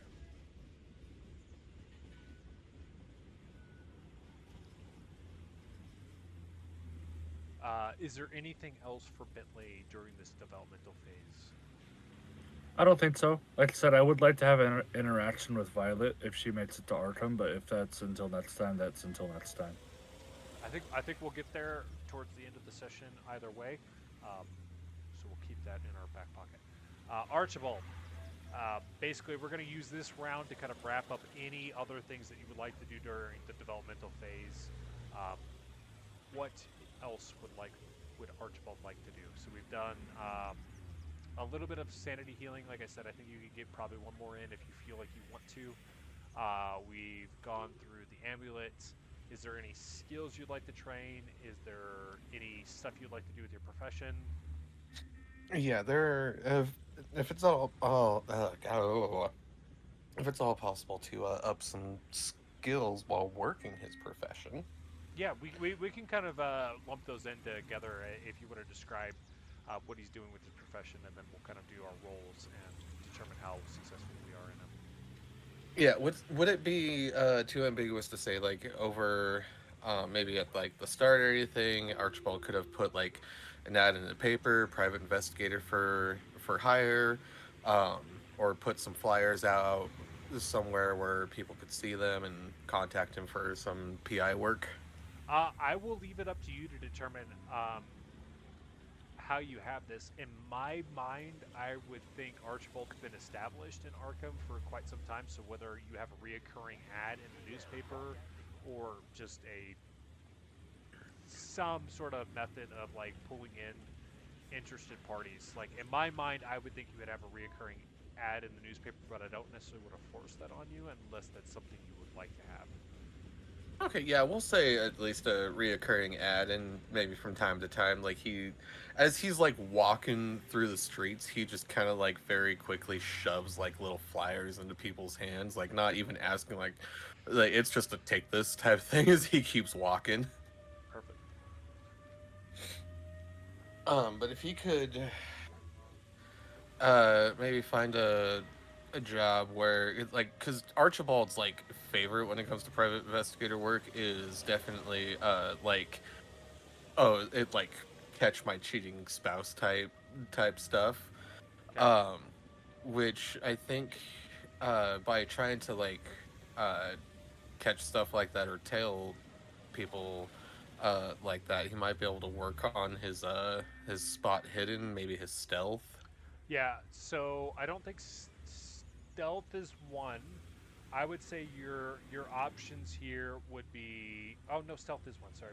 Yeah, I would say your options are spot hidden, stealth, track, or navigate are kind of the ones that I think would fit in your private investigator family. Um, really, just depending on which track you would like to go. Let's go with a spot hidden. Okay, go ahead and give me a spot hidden roll. And unless you're opposed, we'll treat this as both your credit rating and your skill increase. Um, keep in mind, as long as you've committed to working on your profession, there's no hit to your credit. The only time you have a reduction in credit is if you're not actively doing your job. This is literally just determining if you're potentially increasing your credit rating. Okay, well, he got a hard success on spot hidden. Nice. So you can go ahead and roll a d10, and you're going to add 1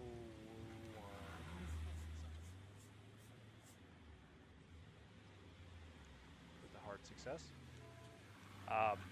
And similar to what we've described with the listen skill for listen and psychology skill for Bentley, is you're making decent progress in the spot and hidden skill itself.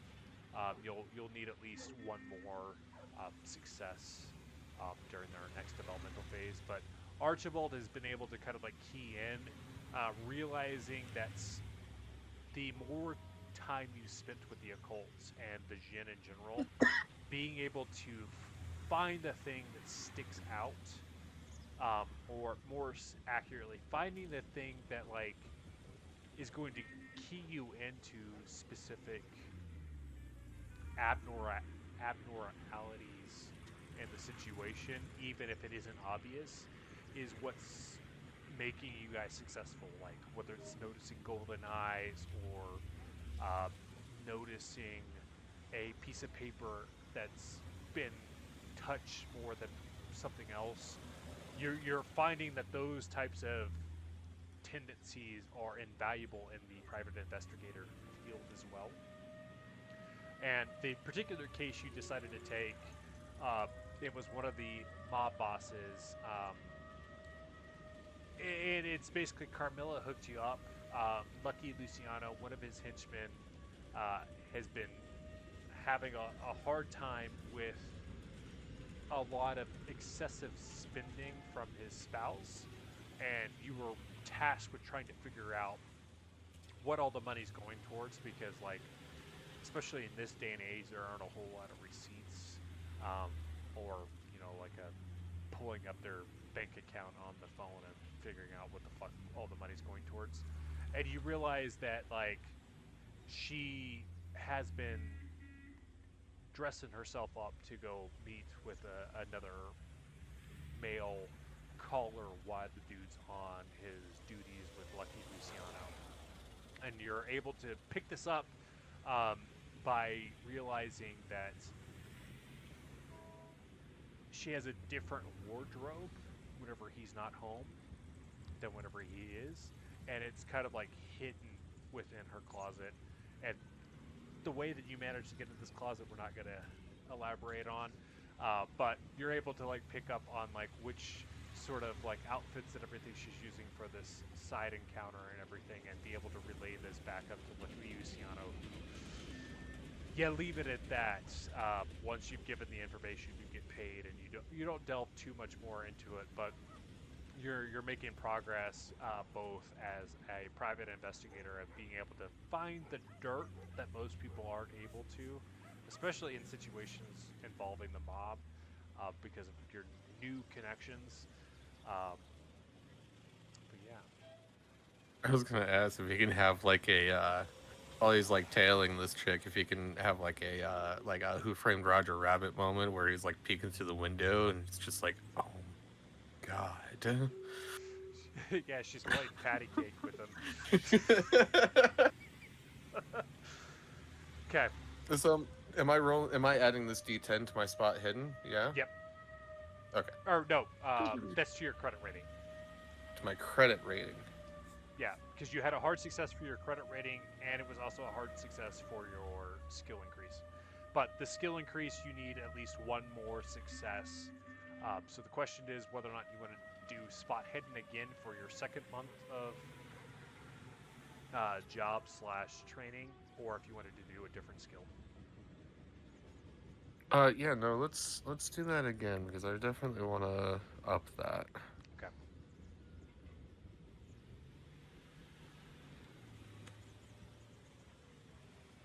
And that was a D10 plus 1, so... A D10 plus 1 to my credit rating? Yeah, because you had a hard success. Hell yeah, I made $4. Well, 4%, depending on where you were bracket-wise, that might have actually bumped you up a bracket as far as, like, social status. I'm now at 44. I think it's close. I feel like 50 is the next stacks bracket, but I can't remember. Oof, I failed that one. And it's not necessarily like a lack of progress, like I said. So, no success just means you'll need at least one more month on the spot hidden track as far as training goes. As far as credit rating goes, the second month it's pretty standard fare. You don't get quite as lucrative of gigs as a private investigator during the second month. You get some of the more nonchalant, like the kid that went missing, and like you find out like that they just went to go hang out in a shady part of town for like an evening, and they weren't actually missing. It's just the parent was like super worried about it, and the kid shows up the next day. So like you find them, but they were already on their way back to the house, sort of thing. There's the lost cat sort of one that you get pegged with. There's some of those like side gigs where like you take it because it means you'll get paid, but you know that like one, it's not hard, and two, it's literally because the person that's hiring you is kind of lazy. Okay, alright. Do I add a check to the spot hidden or no? A spot hidden for the first one, yes. Okay. Yeah, if you guys haven't checked off anything, please do this. While we're in a developmental phase, it counts towards the next module. Yeah, I've got my mark. Perfect. All right, Violet, we're going to end off with you. Is there anything else you would like to do during this developmental phase? So we've worked both months of your profession. Is there any skills, any sanity you would like to regain? No, because she's pretty good on her sanity. And there's not any really skills that she could think of off the top of her head that she'd want to try to work on, other than trying to get her book done. Perfect. Okay, so we'll go ahead and go into the conversation that Bentley wanted with Violet. Bentley, is in your mind, you were thinking she, like when she's come back to Arkham. Yeah. For this, we'll kind of lead it into how I plan on ending off the session. You guys have kind of gotten notified by Reginald that he wants you guys to meet back up at PICA. He's got a client that's specifically asking for you guys. But in the interim, once you've made it back to PICA, there's a brief period when he's not available to kind of relay the information. So you've made it back to the facility and kind of waiting until he's available to have the conversation with you guys. So we'll go ahead and do it then. So either in PICA itself or at a nearby like cafe or something like that, whatever your preference would be.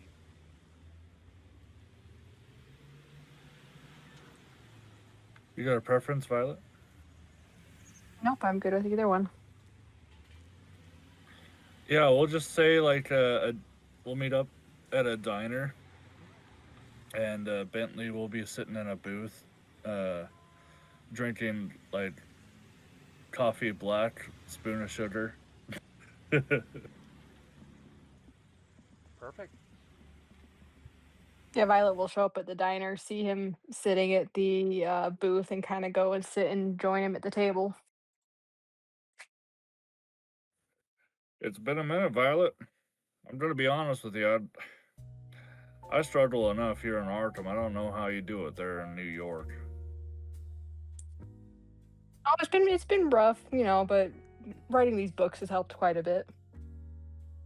And I'm sure in that your place of luxury up there overseeing the entire city makes it a little easier too, huh? It does. It's very private up there, so it makes it very nice. So you've been a accomplished author there for a minute then, huh? I have. I've never been much of a writer myself. And you'd think in my profession that we document everything, but I find it easier to erase the demons if you don't write them down in the first place.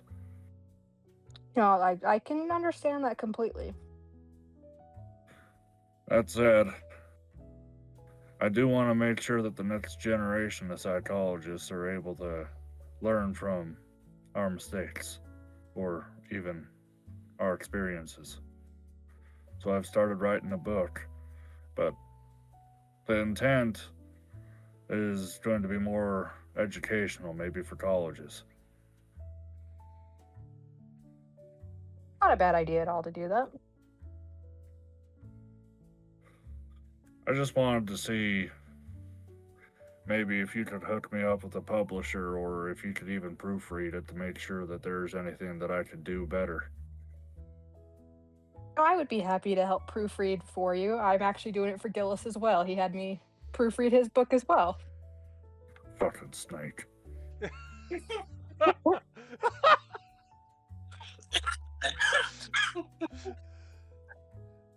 He's taking my clients. He's writing books before me. Are you fucking kidding me?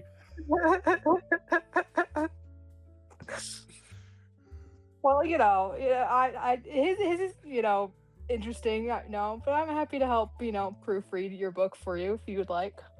And I can get you in touch with my publisher as well.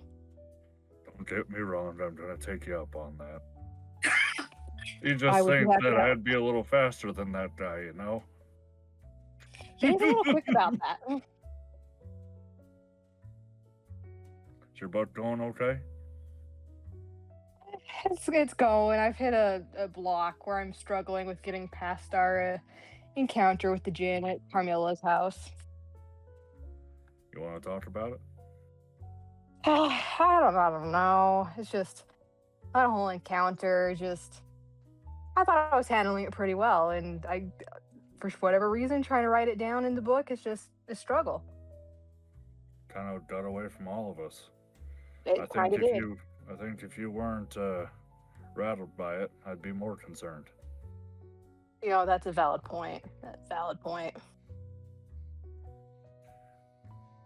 Coming at it strictly from an entertainment standpoint, that struggle and that strife is going to resonate with your audience, I think.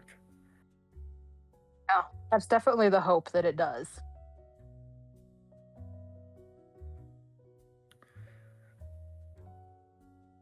I'm not sure if you'll know the answer to this question. But seeing the things that we've seen, having you write it in your book, does it almost make you feel that you have an imposter syndrome with your audience thinking that it's fiction when it's non-fiction? It does a little bit, but it's up to the audience and how they read it and how they interpret it. I can't control how they are interpreting what they read. That's some wisdom, Violet. I hadn't considered it like that.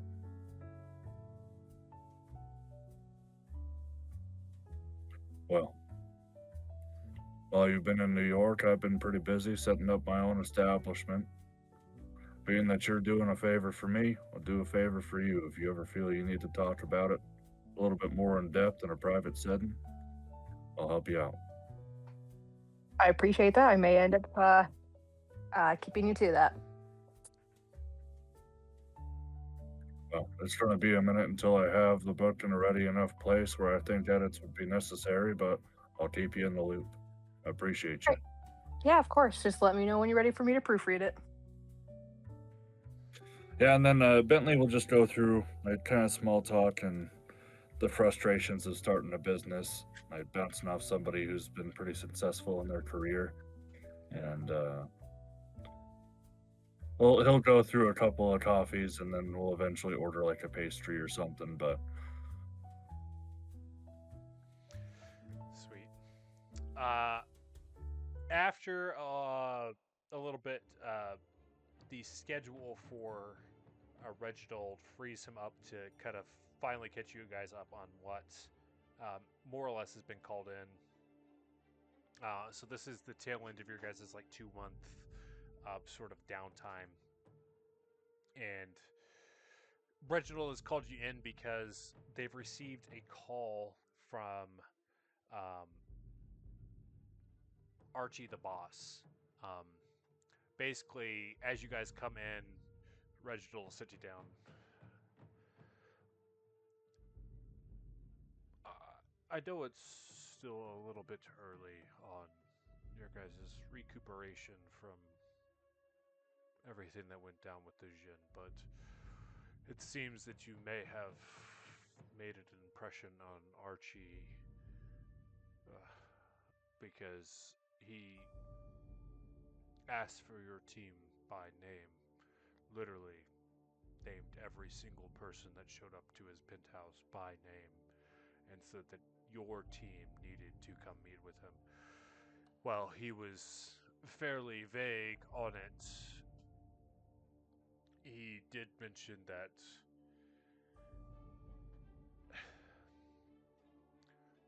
it seemed to be potentially related to the djinn or an affiliate of it.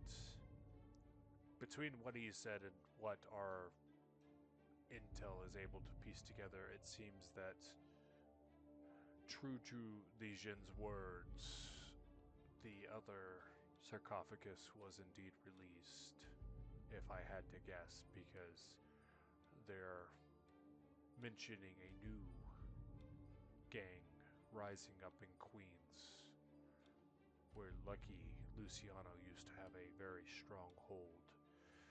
And this has caused Archie to become very concerned with the climate in New York and believing that there's some occult to it. He is asking for you specifically to meet with him. He didn't give the details on why he believes it's tied to the occult, but wanted to meet with you in person to have that discussion. Well, I'm not surprised in the very least. If for the only reason, because of course there's another sarcophagus acting up. But I suppose we could go meet with him. But me personally, I don't want to get tied into the politics of it all. I want the djinn fucking out of here and wash my hands of it. No, I agree with you, Bentley. And at least as far as I can tell with Archie the boss, when he considers you guys involved in the politics, he is treating us as his cleanup service for anything that he deems as a cult. I don't know how long this commitment that you may have finagled yourselves into will last, but as long as we're not in the other parts of the mob, I think it is a mutually beneficial connection for the moment. At the minimum, what we know is we can recreate the ritual as long as we have the inscription on the sarcophagus. So as long as we can get our hands on that, we should be able to proceed without too many hiccups. But without the sarcophagus, getting rid of the djinn is insurmountable. Forgive me, I'm from the west. How far away is Queens from Arkham? It's about 3 hours. It's a specific subset of the New York City proper. Well, If you're not from, I can't remember if you made it up to the conversation with Archie the boss, but the mob has broken New York into 5 boroughs, Queens being one of them.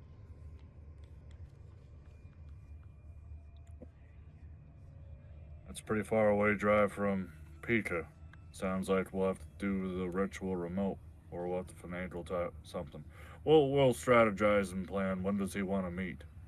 As soon as you're available, um, he he said as long as you touched in with the front desk, he should be able to make himself available to have the conversation with you. So, at your earliest convenience.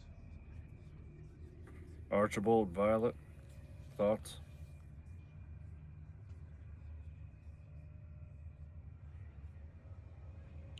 You heard the man. Earliest convenience. Okay, meta-wise, would you guys like to have the conversation to end off the session, or would you like to save that for next session? I'd like to give the opportunity for some of the other players to join if they are Okay. able or not.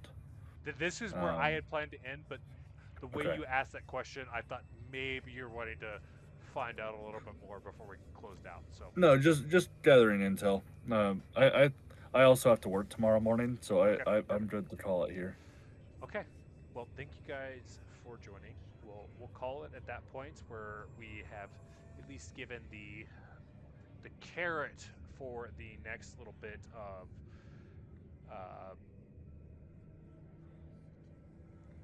next module here.